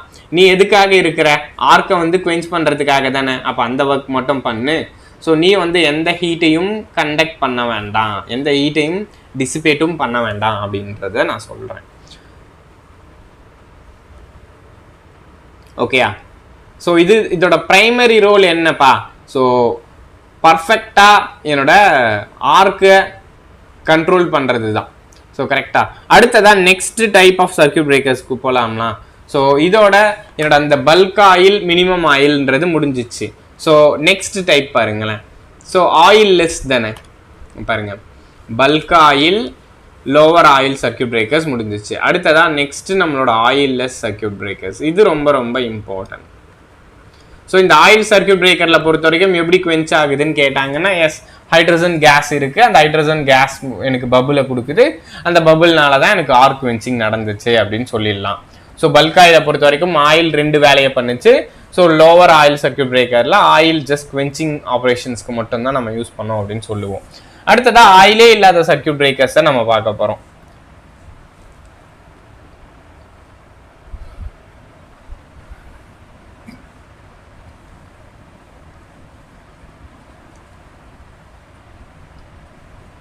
எஸ், அடுத்ததா oilless circuit breakers. Oilless circuit பிரேக்கர்ஸை பார்க்கறதுக்கு முன்னாடி இந்த ஆயில் சர்க்கியூட் பிரேக்கர்ஸ்க்கும் இந்த ஆயில்லெஸ்க்கு ஏன் வர்றோம்? ஓகே, நீங்க ஆயில் சர்க்கியூட் பிரேக்கரை ஆல்ரெடி வச்சிருக்கீங்க, அப்புறம் எதுக்காக ஆயில்லெஸ்க்கு வந்தீங்க? அந்த ஒரு ஸ்டேட்மெண்ட், அந்த ஸ்டேட்மெண்ட்ஸை நம்ம எடுத்துட்டு வந்திருக்கோம். அதை நம்ம பார்த்ததுக்கு அப்புறமா ஈச் அண்ட் எவ்ரி ஆயில்லெஸ் டைப்பையும் நம்ம டிஸ்கஸ் பண்ணுவோம். Okay, so oilless circuit breakers. The following are the various types of circuit breakers. The arc interruption in oil is due to the generation of hydrogen gases. So இந்த இடத்துல போன கேஸ்ல interruption எதனால வந்துச்சு? Hydrogen கேஸால வந்துச்சு அப்படின்னு சொல்லியிருந்தேன். ஓகேயா? ஸோ இந்த இடத்துல எந்த ஒரு டவுட்டும் இல்லை, கண்டிப்பா ஒரு ஹைட்ரஜன் கேஸை வந்து ஆர்க் இன்டரப்ஷனுக்கு ஒரு சுப்பீரியரான ப்ராப்பர்ட்டி தான் கொடுக்கும் when compared to the air. நீங்க ஏரை கம்பேர் பண்றப்போ என்னோட ஹைட்ரஜன் கேஸோட ப்ராப்பர்ட்டின்றது ரொம்ப ரொம்ப சுப்பீரியரா தான் இருந்திருக்கும். பட் ஆனா சார் நீங்க ஹைட்ரஜனை எடுத்துக்கிறீங்கன்னா அதுக்கு சில ஒரு கண்டிஷன்ஸ் இருக்கும். ஏர் மாதிரி கிடையாது ஹைட்ரஜன். ஏர்னா என்ன? ஏர் பொறுத்த வரைக்கும் பெரிய அஃபெக்ட் ஆகாது. அட்மாஸ்பியர்லயோ அதை ப்ரெஷர் பண்றப்பவோ எது மாதிரி பண்றப்பவுமே சிம்பிளா ஒரு ஏரை நீங்க கம்ப்ரஸ் பண்றீங்கன்னா அதுல இருக்கிற காம்ப்ளெக்சிட்டியை விட ஹைட்ரஜனை கம்ப்ரஸ் பண்றீங்கன்னா அதுக்கு ரொம்ப அதிகமான காம்ப்ளெக்சிட்டி இருக்கும். ஸோ கரெக்ட், ஹைட்ரஜனை ஃபியூயலா கூட நம்ம யூஸ் பண்றோம், அது பிளாஸ்ட் ஆகிறதுக்கும் நிறைய சான்ஸ் இருக்கு. ஆனா ஏர் வந்து பிளாஸ்ட் ஆகுமாப்பா? ஸோ ஏர்லாம் வந்து பிளாஸ்ட் ஆகாது. அப்போ தேர்ஃபோர் நீங்க வந்து ஹைட்ரஜனை ஆயில் பிரேக் சர்க்கியூட் பிரேக்கர்ஸ்ல யூஸ் பண்றீங்க, பட் அதுல இருக்கிற சுப்பீரியாரிட்டி மட்டும்தான் உங்களுக்கு தெரியுது. பட் ஆனா அதுல இருக்கிற இன்ஃபீரியாரிட்டி, ஸோ அதோட ப்ராப்பர்ட்டி தான். ஓகே, அந்த ப்ராப்பர்ட்டிஸ்ல இருக்கிற சில பிரச்சனைங்க. ஓகே, ஸோ அதனால என்னோட எக்ஸ்டிங்விஷன் ஆஃப் ஆர்க்ன்றது ஹைட்ரஜன் ஓகே, பட் ஏருமே நிறைய அட்வான்டேஜ் இருக்குப்பா, ஏருக்குமே நிறைய அட்வான்டேஜஸ் இருக்கு. ஸோ அப்படின்னு சொல்றேன். ஓகே, இப்போ அந்த ஸ்டேட்மெண்ட்ஸ் இந்த ரெண்டுத்தோட கம்பேரிசனை தான் நான் இப்போ சொல்ல போறேன். ஹைட்ரஜனை நான் அங்கே போறதுனால எனக்கு சுப்பீரியர் திங்ஸ் கிடைச்சாலும் அதில் நிறைய பிரச்சனைங்க இருக்கு. லீக்கேஜ் ஆஃப் ஆயில் இருக்கும், ஸோ இந்த மாதிரி லீக்கேஜ் ஆஃப் கேஸ் இருக்கும், இந்த மாதிரி நிறைய மேனேஜ் பண்ண வேண்டிய தேவை இருக்கு. ஆனால் நீங்கள் வெறும் ஏர் பிரேக் சர்க்கியூட் பிரேக்கர் போயிருந்தீங்கன்னா ஸோ ஏர் ரிலீஸ் ஆனால் பெரிய அட்மாஸ்பியரிக்ல நோ சேஞ்ச், கரெக்டா? ஆனால் இங்கே இட் மே காசஸ் சிவியாரிட்டிஸ், கரெக்டா? இப்போ இந்த தான் நம்ம பார்க்க போகிறோம். புரியுது இல்லைப்பா? இந்த பாயிண்ட் புரியுது இல்லை? அதுக்கும் இதுக்கும் இருக்கிற deviations and importance. So first the fire risk. நான் ஆல்ரெடி சொல்லியிருந்தேன், ஹைட்ரஜனை நம்ம கம்ப்ரஸ் பண்ண மாட்டோம். எப்பவுமே ஹைட்ரஜனை நம்ம என்ன பண்ணியிருக்க மாட்டோம், ஈஸியாக அப்படி ஒன்றும் கம்ப்ரஸ் பண்ண முடியாது. நம்ம ஹைட்ரஜன் ஃபியூவல் அப்படின்ற ஒரு வேர்ட் அப்பப்போ பேசுவோம், யூடியூப்ல கூட அப்பப்போ ரொம்ப ட்ரெண்டிங் ஆகும்ல. அந்த ஹைட்ரஜன் ஃபியூவல் வந்து ரியாலிட்டிக்கு வராததுக்கான ரீசன் இதுதான், risk of fire and maintenance. Okay, இந்த ரெண்டு ரொம்ப ரொம்ப பெரிய பெரிய மேஜர் இஷ்யூ. ஓகே, ஸோ எப்போ அந்த இடத்துல ஹைட்ரஜன் கேஸ் வருதுன்னா அப்போ அங்கே கண்டிப்பாக அதை வந்து ரிஸ்க் ஆஃப் ஃபயர் இருக்கும், கண்டிப்பாக அங்கேயும் ஃபயர் இருக்கும். ஒரு ஆயில் பிரேக் சர்க்கியூட் பிரேக்கரில் ஃபயர் நடக்க சான்சஸ் ரொம்ப ரொம்ப அதிகமாக இருக்கும். ஓகேயா? அப்போ தேர்ஃபோர் ஃபயர் நடக்காமல் இருக்கணும்னா அதுக்காக நம்ம என்ன பண்ணியிருப்போம், சில ரேஷியோவில் மட்டும்தான் ஆயில் பிரேக் சர்க்கியூட் பிரேக்கர்ஸை யூஸ் பண்ணணும். எல்லா ரேஷியோக்கும் ஆயில் பிரேக் சர்க்கியூட் பிரேக்கர்ஸை யூஸ் பண்ணாதீங்க, அதாவது எல்லா வோல்டேஜ் ரேஞ்சுக்கும் யூஸ் பண்ணாதீங்க. ஸோ அதில் ரிஸ்க் ஆஃப் ஃபயர் இருக்குது. இப்போ ஒரு பர்டிகுலர் ரேஞ்சஸ் வரப்போ நீங்கள் போங்க, ஸோ லோயர் ரேஞ்சுக்கு எல்லாம் ஆயில் பிரேக் போகாதீங்க அப்படின்னு சொல்கிறேன். ஓகே, ஸோ அதுதான் first point. So fire risk and maintenance associated the use of oils, கரெக்டா? ஸோ இப்போ இந்த ஃபயர் ரிஸ்க்கு இந்த திங்ஸ் எல்லாமே எலிமினேட் ஆகிடுது. ஏன்னா இங்கே நம்ம ஆயில்லெஸ் சர்க்கியூட் பிரேக்கர்ஸ்க்கு போயிட்டோம், கரெக்டா? ஆயில்லெஸ் சர்க்கியூட் பிரேக்கர்ஸில் போனதுனால இந்த பெனிஃபிட்ஸ்லாம் எனக்கு கிடைக்குது. ஓகே, ஸோ ஃபயர் ரிஸ்க் வந்து எலிமினேட் ஆகுது. அடுத்ததா so regular expensive of oil replacement அப்படின்றது அவாய்ட் ஆகுது. கரெக்டா, நீங்க ஆயிலை ரீப்ளேஸ் பண்ண வேண்டிய தேவையும் இல்லை. ஓகேயா, அடுத்ததா ஸோ இந்த இடத்துல ஹைட்ரஜன் இருக்கிறதுனால அதிகமான ப்ரெஷர் எனக்கு பில்ட் ஆயிருக்கும். ஆனா இந்த இடத்துல அந்த ஹை ப்ரெஷர்ன்றது இப்ப இருக்காது. ஏன்னா ஹை ப்ரெஷர்ல ஹைட்ரஜன் கேஸை நம்ம கொடுத்தாதான் ஆர்க்கு வெஞ்ச் ஆச்சு. நார்மல் ப்ரெஷர்ல நம்ம ஹைட்ரஜன் கேஸை கொடுக்கல. ஸோ ஹை ப்ரெஷர்ல ஹைட்ரஜன் கேஸை கொடுத்து தான் நம்ம ஆர்க்கு வெஞ்ச் பண்ணியிருப்போம். ஸோ இப்போ அந்த ஒரு தேவை இல்லை. நம்ம வந்து ஆயில் இல்லாம போறதுனால இவ்வளோ பெனிஃபிட்ஸ் கிடைக்குது. ஸோ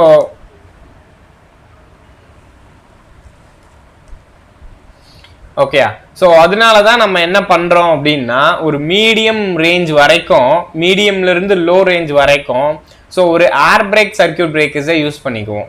ஸோ எப்பவுமே ஹை வோல்டேஜஸ்ல வருது அப்படின்னா மட்டும்தான் நம்ம ஆயில் பிரேக் சர்க்கியூட் பிரேக்கர்ஸ்க்கு போவோம். ஸோ லோ அண்ட் மீடியம் வோல்டேஜஸ்க்கு காமனா ஏர் பிரேக் சர்க்கியூட் பிரேக்கர்ஸ் தான் போகிறோம். ஓகே, இந்த பாயிண்ட் இங்கே கொடுத்துருக்கேன் பாருங்க. That's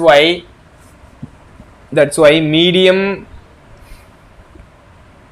range voltage, medium range of voltage air circuit breakers are widely used for low voltage circuits as well as okay, so high voltage as well as low voltage. okay, so என்னோட high voltage low voltage ரெண்டு இடத்துலயும் air circuit breakers நீங்க use பண்ணிக்கலாம். ஏன்னா இங்க இருக்கிற இந்த மேல இருக்கிற பிரச்சனைங்கனால. அடுத்ததா ஸோ இந்த இடத்துல தனியா எனக்கு ஆர்க் கண்ட்ரோல் டிவைஸ் அந்த மாதிரி எதுவுமே தேவையில்லை. என்னோட ஏர் சர்க்கியூட் பிரேக்கர்ஸை நீங்க யூஸ் பண்ணீங்கன்னா தனியா எந்த ஒரு ஆர்க் கண்ட்ரோல் டிவைஸும் தேவையில்லை. அடுத்ததா இந்த ஆர்க் சர்க்கியூட் பிரேக்கர்ஸை பொறுத்த வரைக்கும், இந்த ஏர் சர்க்கியூட் பிரேக்கர்ஸை பொறுத்த வரைக்கும் இட் இஸ் ஃபார் லெஸர் தென் 1 kVக்கு ரொம்ப ஃபெமிலியரா நம்ம யூஸ் பண்றோம். ஓகே, ஸோ பிலோ 1 kV அந்த லைன் வரைக்கும் நம்ம ஃபெமிலியரா யூஸ் பண்றோம். ஸோ இந்த ஏரியா, இந்த 1 kVல நீங்க ஆயில் சர்க்கியூட் பிரேக்கர்ஸை யூஸ் பண்ணீங்கன்னா டெஃபினட்டா அந்த இடத்துல எனக்கு ஹெவி கரண்ட் இருக்கிறதுனால ஸோ கார்பனைசேஷன் ஆஃப் ஆயில் நடக்கும். அதனால எனக்கு கரண்ட் வந்து கொலாப்ஸ் ஆகும். ஃபர்தரா இதனால ஃபயர் ரிஸ்க்கும் நடக்கும். ஸோ இதனால risk of fire which leads to risk of fire. Okay, so இந்த இடத்துல இந்த ரேஞ்சில் ஒருவேளை நீங்கள் வந்து ஆயில் சர்க்கியூட் பிரேக்கரை யூஸ் பண்ணியிருந்தீங்கன்னா ரிஸ்க் ஆஃப் ஃபயர் இருக்கும் அப்படின்னு சொல்கிறப்பா. Okay, so risk of fire அப்படின்ற ஒரு திங்ஸ் இருக்கும். ஆக்சுவலாக இப்படி தான்ப்பா இருக்கும் என்னோட ஏர் பிரேக் சர்க்கியூட் பிரேக்கர் அப்படின்றது. ஸோ இந்த இடத்துல ஜஸ்ட் நம்ம என்ன பண்ணுறோம்னா ஒரு சேம்பர் இருக்கும். ஓகே, அந்த சேம்பரில் தான் நம்ம ஆர்க் வெஞ்சிங் மீடியமாக நம்ம ஆக்ட் பண்ணுவோம். ஸோ இந்த இடத்துல ஒரு ப்ரெஷரைஸ்டு ஏரை தான் கொடுத்து ஆர்க் வெஞ்சிங் நடக்கும். ஓகே, சிம்பிள் தான். ஸோ ஒரு சேம்பரில் தான் நம்ம ஆர்க் வெஞ்சிங் நடக்கும். இந்த chamber with air acting as a arc quenching medium. Okay, இதில் ஏர் தான் என்னோட ஆர்க்கு வெஞ்ச் பண்ணுற மீடியம். ஸோ இங்கே என்ன போகிறோம்ப்பா, employ pressurised air to the blow out of the arc. கரெக்டாக, அவ்வளவுதான், சிம்பிள். ஸோ என்னோட ஆர்க்கை வந்து அழிக்கிறதுக்காக ப்ரெஷரைஸ்டு ஏரை கொடுக்குறோம். ஓகே, ஸோ ஆர்க்கை வந்து எக்ஸ்டிங்விஷ் பண்ணுறதுக்காக ப்ரெஷரைஸ்டு ஏரை நம்ம கொடுத்துருப்போம். ஸோ இதுதான் இதோட construction of air circuit breaker. Okay, இது என்னோட ஏர் சர்க்கியூட் பிரேக்கர்ஸோட ஒரு கன்ஸ்ட்ரக்ஷன்ஸ்ப்பா. அடுத்ததா the most common method of arc control. So இதுலையும் நம்ம ரெண்டு டைப்பாக பிரிக்கிறோம். இது வந்து air blast circuit breaker. Okay, so air circuit breaker இருக்குல்லப்பா, ஏர் சர்க்கியூட் பிரேக்கரை நம்ம ரெண்டு டைப்பாக பிரிக்கிறோம். ஸோ இங்கே இருக்கா air circuit breakers. Yes, the air circuit breakers are classified into 2 types. இது வந்து ஏர் சர்க்கியூட் பிரேக்கர், இன்னொன்று air blast circuit breaker. So இதுதான் என்னோட air blast circuit breaker.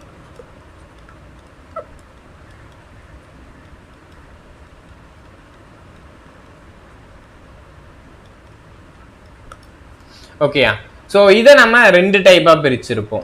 So axial blast, cross blast அப்படின்னு சொல்லி கொடுத்துருப்போம். ஸோ இந்த இடத்துல நமக்கு கொடுத்துருக்கிறது which is axial blast type. இதோட axial blast circuit breaker sir. Okay, so இந்த இடத்துல நம்ம என்ன பண்ணியிருப்போம்னா இங்கே ஒரு ஏர் ரிசர்வயர் இருக்கும். ஏர் ரிசர்வயர்னா ஒரு ஏர் பம்ப் மாதிரி. ஸோ இங்கே நம்ம அதோட ஏரோட அட்ஜஸ்ட்மெண்ட் வால்வ் இருக்கும். ஸோ அந்த ஏரோட அட்ஜஸ்ட்மெண்ட் வால்வ் இங்கே இருக்கும். இங்கே தான் ஆர்க்கிங் சேம்பர் இருக்கும். ஸோ இந்த இடத்துல இந்த ஃபிக்ஸ்டு கான்டாக்ட் இது, என்னோட மூவிங் கான்டாக்ட் இது. ஓகே, ஸோ இப்படி வந்து இந்த கான்டாக்ட் இங்கிருந்து இங்கே வெளியே வந்துச்சுன்னா இந்த டச் ஆகிட்டு இருக்கிற கான்டாக்ட் வெளியே ரிலீவ் ஆகின உடனே என்ன நடக்குது, இங்கே ஆர்க் வருது பாருங்க. So this is the arch. Okay, அந்த ஆர்க்கை தான் என்னோட ப்ரெஷரைஸ்டு ஏர் சர்க்கியூட் பிரேக்கர்ஸை ஒரு க்ளோஸ்டு சேம்பர்ஸ்குள்ளே நம்ம க்ளோஸ் பண்ணி என்ன பண்ணுறோம், குவின்ச் பண்ணுறோம். This is air blast circuit breakers. ஓகேயா, ஸோ இதுதான் நம்மளோட ஏர் பிளாஸ்ட் சர்க்கியூட் பிரேக்கர்ஸ். ஸோ இந்த ஏர் பிளாஸ்ட் சர்க்கியூட் பிரேக்கர்ஸை பொறுத்த வரைக்கும் இதுக்கு ஒரு இம்பார்ட்டன்ட் பேராமீட்டர் இருக்குது. எது வரைக்கும் நம்ம யூஸ் பண்ணலாம், இதோட ரேஞ்சு. ஓகேயா, ஸோ இதோட ரேஞ்சு கொடுத்துருப்பாங்க. So most of the circuit breakers up to level KV are either air break circuit breaker type or oil break circuit breaker. Up to level KV வரைக்கும் air break circuit breakers maximum நம்ம use பண்ணுறோம். So அடுத்ததா between level KV and 66 கேவிக்கு mainly oil break circuit breakers use பண்ணுவோம். ஓகேயா, லெவல்ல இருந்து 66 KV வரைக்கும் ஆயில் சர்க்கியூட் பிரேக்கர்ஸை யூஸ் பண்ணுவோம். அடுத்ததா 132ல இருந்து 275 வரைக்கும் bulk oil, both minimum and bulk oil circuit பிரேக்கர்ஸை நம்ம யூஸ் பண்ணுவோம். ஓகேயா, so 132 275 KV minimum oil and bulk oil.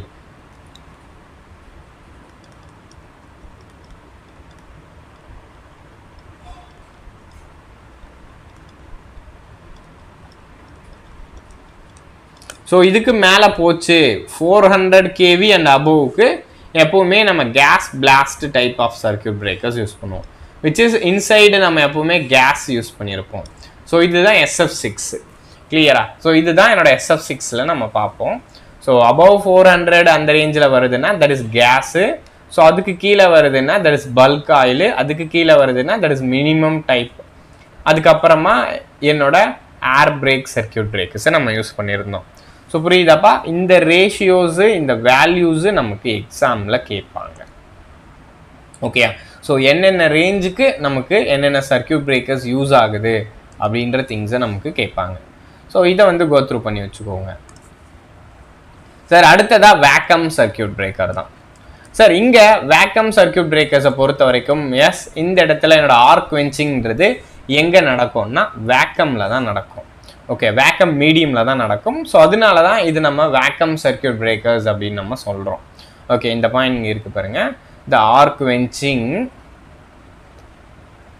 occurs in the vacuum medium is known as arc quenching occurs in the vacuum medium, therefore it is known as vacuum circuit breakers.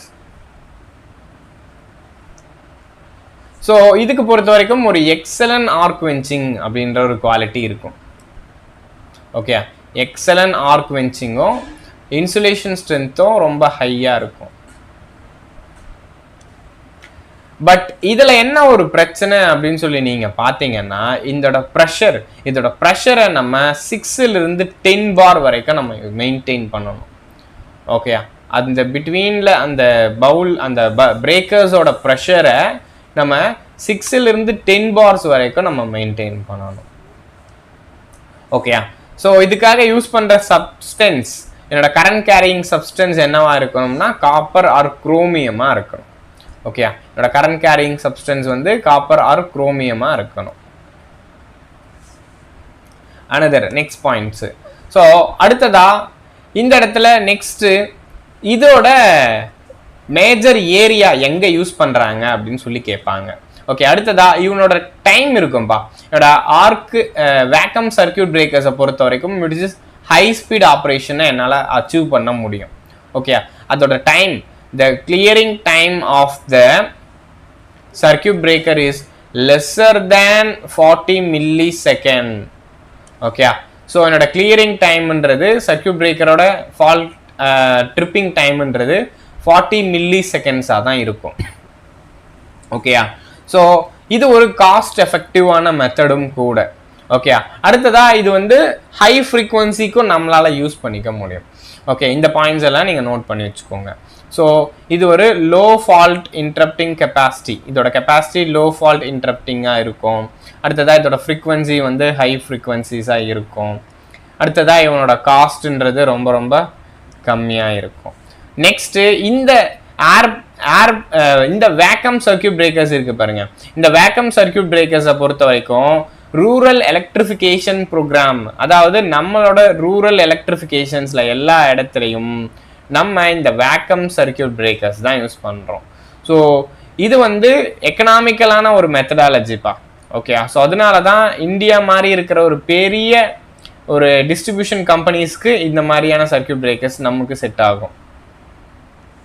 Okay, so இது எப்பவுமே mostly எந்த ரேஞ்சில் இருக்கும்னா, இந்த distribution network is mostly level கேவிலேருந்து 33 KV வரைக்கும் நம்ம என்ன செலக்ட் பண்ணுறோம் அப்படின்னா, இந்த வேக்கம் சர்க்கியூட் பிரேக்கர்ஸை செலக்ட் பண்ணுறோம். ஓகே, ரூரல் எலக்ட்ரிஃபிகேஷனில் இதை தான் நம்ம யூஸ் பண்ணுறோம். ஸோ ஏன் அப்படின்னு சொல்லி பார்த்தீங்கன்னா, இதுதான் என்னோட most suitable, because it is very fast. அடுத்ததா ஸோ இதில் பெரிய டிஃபிகல்ட்டிஸ் எனக்கு கிடையாது. ஓகேயா, ஸோ இதில் ஆயில் அப்படின்ற எந்த ஒரு டிஃபிகல்ட்டிஸும் கிடையாது. அடுத்ததாக இவனோட ஃபால்ட் இன்டரப்டிங் கெப்பாசிட்டின்றது ரொம்ப அதிகமாக இருக்கும், கம்மியான காசுக்கே.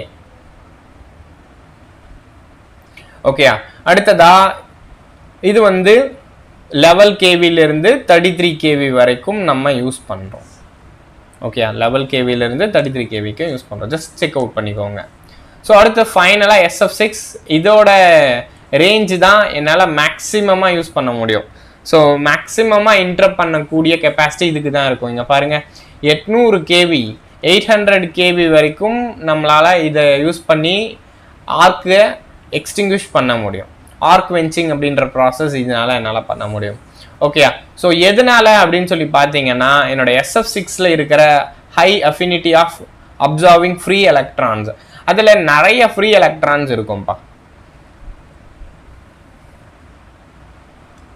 ஓகேயா, பிகாஸ் அதில் இருக்கிற நிறைய ஃப்ரீ எலக்ட்ரான்ஸ், அதை அப்சர்வ் பண்ணிக்கிற நிறைய ஃப்ரீ எலக்ட்ரான்ஸ், அதோட பிஹேவியர்லேயே பார்த்தீங்கன்னா அதோட மாலிகுல்ஸ் அதிகமான ஃப்ரீ எலக்ட்ரானை அப்சர்வ் பண்ணுற ஒரு கெப்பாசிட்டி இருக்கும். ஸோ SF6க்கு அதிகமான ஃப்ரீ எலக்ட்ரானை அப்சர்வ் பண்ணுற ஒரு கெப்பாசிட்டி இருக்கும். இங்கே பாருங்கள், SF6 வந்து ஒரு எலக்ட்ரானை எடுத்துக்கிட்டு SF5 + ஃப்ளூரின் அப்படின்றது எனக்கு கொடுக்கும். ஸோ இது வந்து நெகட்டிவ் அயானாக மாறிடுது, இப்போ ஃப்ளூரின் அப்படின்னு மாறுது. ஸோ கரெக்டா, அப்போது ஒரு ஆர்க்கிங் நடக்குதுன்னா என்ன, அதுக்கு ரீசன் அயனைசேஷன் தானே. அயனைசேஷன்னா என்ன சொல்லியிருந்தேன், எலக்ட்ரான் ஒன்று வந்துடும் அப்படின்னு சொல்லியிருந்தேன்னா. ஸோ ஒரு மெட்டீரியல் ஆர் ஒரு மெட்டல் ஒரு எலக்ட்ரானை கொடுத்துட்டு பாசிட்டிவாக மாறிடும். ஸோ கரெக்டா, பாசிட்டிவ் போலாரிட்டியாக மாறி இருக்கும். ஸோ இப்போ அந்த எலக்ட்ரானை இதை அப்சர்வ் பண்ணிக்கிட்டு அதை நியூட்ரலாக மாற்றிடும். அப்போ ஆர்க் ஆட்டோமேட்டிக்காகவே குவென்ச் ஆகிடும்.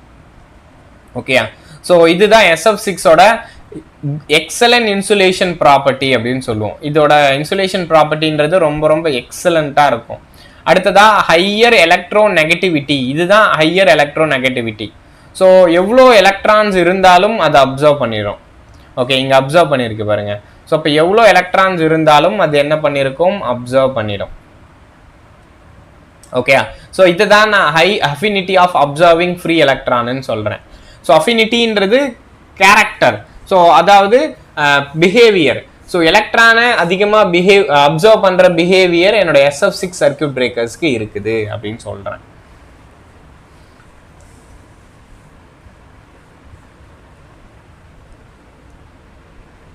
ஸோ அடுத்ததா SF6 பொறுத்த வரைக்கும் ஏரை நீங்கள் கம்பேர் பண்ணுறீங்கல்லப்பா, ஏரை கம்பேர் பண்ணுறதை விடையே ரொம்ப அதிகமான டைஎலக்ட்ரிக் ஸ்ட்ரென்த் இருக்கும். So very high dielectric strength இருக்கும். அட் த சேம் டைம் அதோட லோ விஸ்காசிட்டி அப்படின்ற ப்ராப்பர்ட்டி ஹீட்டை கேரி பண்ணுறதுக்கும் எனக்கு யூஸ்ஃபுல்லாக இருக்கும். ஓகே, ஸோ இது ரொம்ப ரொம்ப இம்பார்ட்டன்ட்பா. உங்களுக்கு ஒரு 90% SF6 சர்க்கியூட் பிரேக்கர்ஸை கேட்பாங்க. ஸோ மற்ற சர்க்கியூட் பிரேக்கர்ஸ் கேட்குறாங்களோ இல்லையோ, இந்த SF6 சர்க்கியூட் பிரேக்கர்ஸை கேட்குறாங்க. ஸோ மற்ற சர்க்கியூட் பிரேக்கர்ஸை பொறுத்த வரைக்கும் கண்டிப்பாக அதோட பேசிக் திங்ஸ் உங்களுக்கு தெரியணும். ஸோ யார் ஹை வோல்டேஜுக்கு ப்ரிஃபர் பண்ணலாம், ஸோ இதில் இருக்கிற காமன் இஷ்யூஸ் என்ன, இந்த மாதிரியான பேசிக் திங்ஸ் உங்களுக்கு தெரிஞ்சுக்கிட்டிங்கன்னா போதும், ஈஸியாக ஆன்சர்ஸ் பண்ண முடியும். ஓகே, ஸோ இப்போ இதில் இருக்கிற இம்பார்ட்டன்ட் திங் என்னப்பா? ஸோ ஹை மொபிலிட்டி, கரெக்டா? ஸோ என்கிட்ட இருக்கிற ஹை மொபிலிட்டி,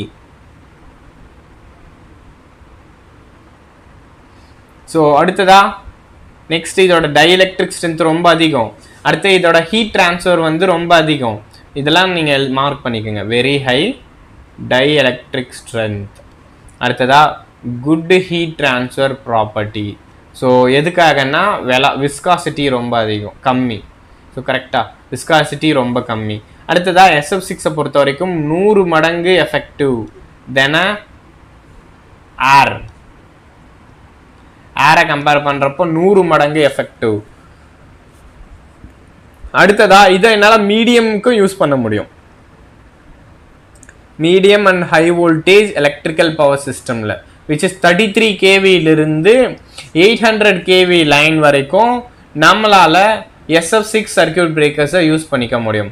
ஃப்ரம் 33 kVயிலிருந்து 800 kV வரைக்கும் நம்மளால் SF6 சர்க்கியூட் பிரேக்கர்ஸை யூட்டிலைஸ் பண்ணிக்க முடியும். ஸோ கிளியராப்பா? ஸோ இதுதான் என்னோட SF6 சர்க்கியூட் பிரேக்கர்ஸு. அடுத்ததா இப்போ இந்த SF6 சர்க்கியூட் பிரேக்கர்ஸோட அட்வான்டேஜஸ் நமக்கு கேட்பாங்க.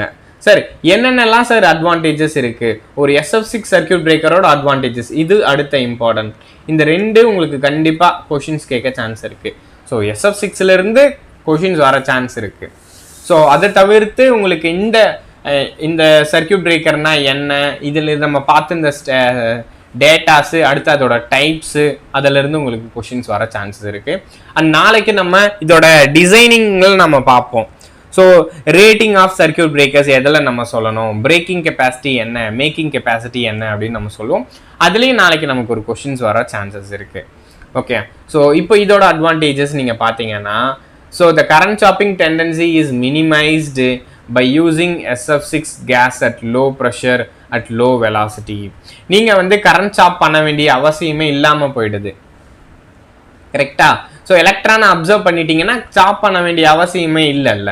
ஏன்னா ஒவ்வொரு SF6 மாலிகுல்ஸுமே ஒவ்வொரு எலக்ட்ரானை அப்சர்வ் பண்ணுது, ஏன்னா அதில் இருக்கிற ஹை அஃபினிவிட்டி ஆஃப் எலக்ட்ரான் தான். ஸோ கரெக்டா? ஸோ அப்போ தேர்ஃபோர் என்ன ஆகுது, என்னோட கரண்ட் சாப்பிங் டெண்டன்சி மினிமைஸ் ஆகுது.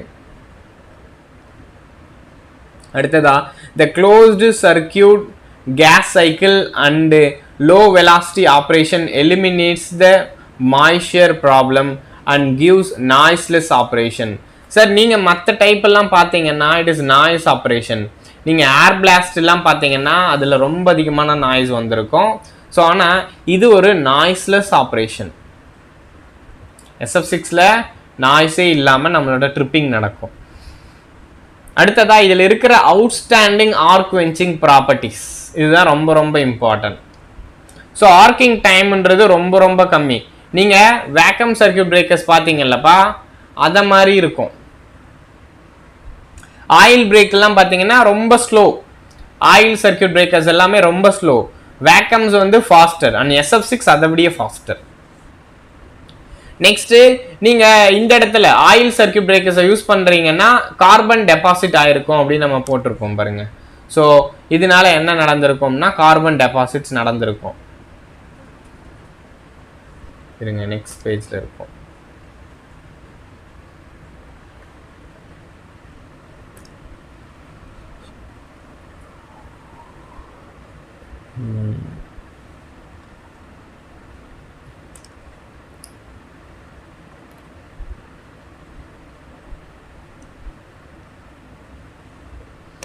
ஸோ ஓகே, ஸோ எங்கேயோ இருக்குது, ஜஸ்ட் மிஸ் பண்ணிட்டோம். ஓகே, ஸோ அதில் வந்து கார்பன் டெபாசிட் நடக்கும். ஸோ மற்ற சர்க்கியூட் பிரேக்கர்ஸில். ஆனால் இதில் பார்த்தீங்கன்னா கார்பன் பார்ட்டிகல்ஸே ஃபார்ம் ஆகாது. ஓகேயா? ஸோ கார்பன் பார்ட்டிகல்ஸே ஃபார்ம் ஆகாது. கார்பன் பார்ட்டிகல்ஸே ஃபார்ம் ஆகலைன்னா டைஎலக்ட்ரிக் ஸ்ட்ரென்த்தை அது அஃபெக்டே பண்ணாது. சார் மற்ற சர்க்கியூட் பிரேக்கர்ஸில் கார்பன் பார்ட்டிகல் எப்பவுமே carbon particle affects the dielectric strength.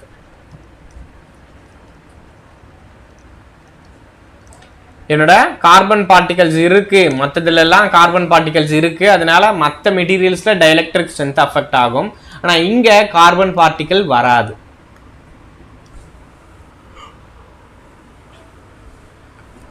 So அதனால there is no reduction in dielectric strength. Carbon particle இல்லாததுனால என்னால் எந்த டைஎலக்ட்ரிக் ஸ்ட்ரென்த்ல ரிடக்ஷன்ஸ் வர்றதுக்கு வாய்ப்பு இல்லை. ஓகேயா? ஸோ அடுத்ததா இது என்னோட அட்மாஸ்பியரிக் கண்டிஷன்ஸ்னால அஃபெக்ட் ஆகாது. The performance is not affected due to the atmospheric conditions. ஏன்னா இது ஒரு க்ளோஸ்டு கண்டெய்னரில் தான் இந்த பிரேக்கிங் ஆப்ரேஷன்ஸ் நடக்கும். அடுத்ததா electrical clearance and drastically reduced due to high dielectric strength of SF6. Sir அதாவது எலக்ட்ரிக்கல் கிளியரன்ஸ்னா என்ன மீன் பண்ணுறேன்னா, இப்போ எனக்கு ஒரு ஆர்க்கிங் நடக்குதுன்னு வச்சுக்கோங்களேன். அப்போ அந்த ஆர்க்கிங் ரிலேக்கு பக்கத்தில் எந்த ஒயர்ஸும் இருக்கக்கூடாது. ஸோ அதுக்கு மினிமல் ஒரு டிஸ்டன்ஸ் இருக்கணும் அப்படின்னு நம்ம சொல்லுவோம். Okay, this is electrical clearance அப்படின்னு சொல்கிறேன். ஓகே சார், இது ஒரு ரிலே அப்படின்னு எடுத்துக்கலாம். சாரி இது ஒரு சர்க்கியூட் பிரேக்கர்ஸ்ன்னு எடுத்துக்கிறேன். இப்போ இந்த சர்க்கியூட் பிரேக்கருக்கு பக்கத்தில் நியரில் எந்த ஒரு டிரான்ஸ்மிஷன் லைன்ஸோ எந்த ஒரு ஒயர்ஸோ இருக்கக்கூடாது. ஸோ இந்த ரெண்டுத்துக்கும் இடைப்பட்ட அந்த டிஸ்டன்ஸுக்கு பேர் தான் that is electrical clearance between the circuit breaker and other phase. Okay, ஏன்னா நமக்கு என்ன தெரியும் சார், சர்க்கியூட் பிரேக்கர்ஸோட டைப்பை பொறுத்த வரைக்கும் இது ஒரு ஏர் பிரேக் சர்க்கியூட் பிரேக்கராக இருந்தால் ஸோ த்ரூ த ஏர் வழியாக தான் ஆர்க் வந்திருக்கும். ஸோ அப்போது இது என்னவாகும், ஒருவேளை இது கிட்ட இருந்தால் இந்த ஆர்க் அடுத்த லைனை அஃபெக்ட் பண்ணுறதுக்கு சான்ஸ் இருக்குது. ஸோ அதனால எலக்ட்ரிக்கல் கிளியரன்ஸு மற்ற என்னோட சர்க்கியூட் பிரேக்கரில் பார்த்தீங்கன்னா ரொம்ப அதிகமாக இருந்திருக்கும். ஆனால் SF6ல ரொம்ப ரொம்ப கம்மியாக இருக்கும். அப் டு திஸ் கிளியராப்பா? ஸோ அப்போது என்னோட SF6 பொறுத்த வரைக்கும் இதுதான் என்னோட advantages. Okay, electrical clearance are drastically reduced due to the high dielectric strength of SF6. So அப்போ பாருங்கள், ஃபைனலாக நீங்கள் யூஸ் பண்ணுற மீடியமை பொறுத்து சிம்பிளாக சொல்லிடலாம்ப்பா. நீங்கள் யூஸ் பண்ணுற மீடியமோட டைஎலக்ட்ரிக் ஸ்ட்ரென்த் எப்படி இருக்கு, ஆர்க்கு குவென்ச்சிங்காக நீங்கள் யூஸ் பண்ணுற மீடியமோட டைஎலக்ட்ரிக் ஸ்ட்ரென்த் எவ்வளவு இருக்குது அதை பாருங்கள். அதை பொறுத்து தான் உங்களோட வோல்டேஜு உங்களோட அட்வான்டேஜஸ் எல்லாமே நமக்கு மாறும். ஸோ ஏர்னா நமக்கு தெரியும், ஏரோட டைஎலக்ட்ரிக் ஸ்ட்ரென்த் ரொம்ப ரொம்ப கம்மி, அதைபடியே வேக்கமுக்கு அதிகம், அதைபடியே ஆயிலுக்கு அதிகம், ஸோ அதுக்கப்புறமா SF6க்கு அதிகம். கரெக்ட் தானே? ஓகே, இதுதான் ரேஞ்சு. ஸோ உங்களுக்கு கேட்குறாங்க அப்போது ஹை வோல்டேஜில் எதை யூஸ் பண்ணலாம், ஸோ அப்போ லோ வோல்டேஜில் எதை யூஸ் பண்ணலாம், எக்ஸ்ட்ரா ஹை வோல்டேஜில் எதை யூஸ் பண்ணலாம் அப்படின்னா நீங்கள் இதை வச்சு ஈஸியாக சொல்ல முடியும். டைஎலக்ட்ரிக் ஸ்ட்ரென்த் ஆஃப் த மீடியமை வச்சு ஈஸியாக உங்களால் ஆன்சர்ஸ் பண்ண முடியும். ஓகே, அப் டு திஸ் என்னோட டைப் ஆஃப் சர்க்கியூட் பிரேக்கர்ஸ் அப்படின்றது நமக்கு முடிஞ்சிடுச்சு. ஸோ இன்னும் நமக்கு ரேட்டிங் ஆஃப் சர்க்கியூட் பிரேக்கர்ஸ் அப்படின்ற ஒரு டாபிக் இருக்குப்பா. ஓகே, ஸோ அந்த ரேட்டிங் ஆஃப் சர்க்கியூட் பிரேக்கர்ஸ் அடுத்ததாக இதில் சில ப்ராப்ளம்ஸு சில திங்ஸ் இருக்குது.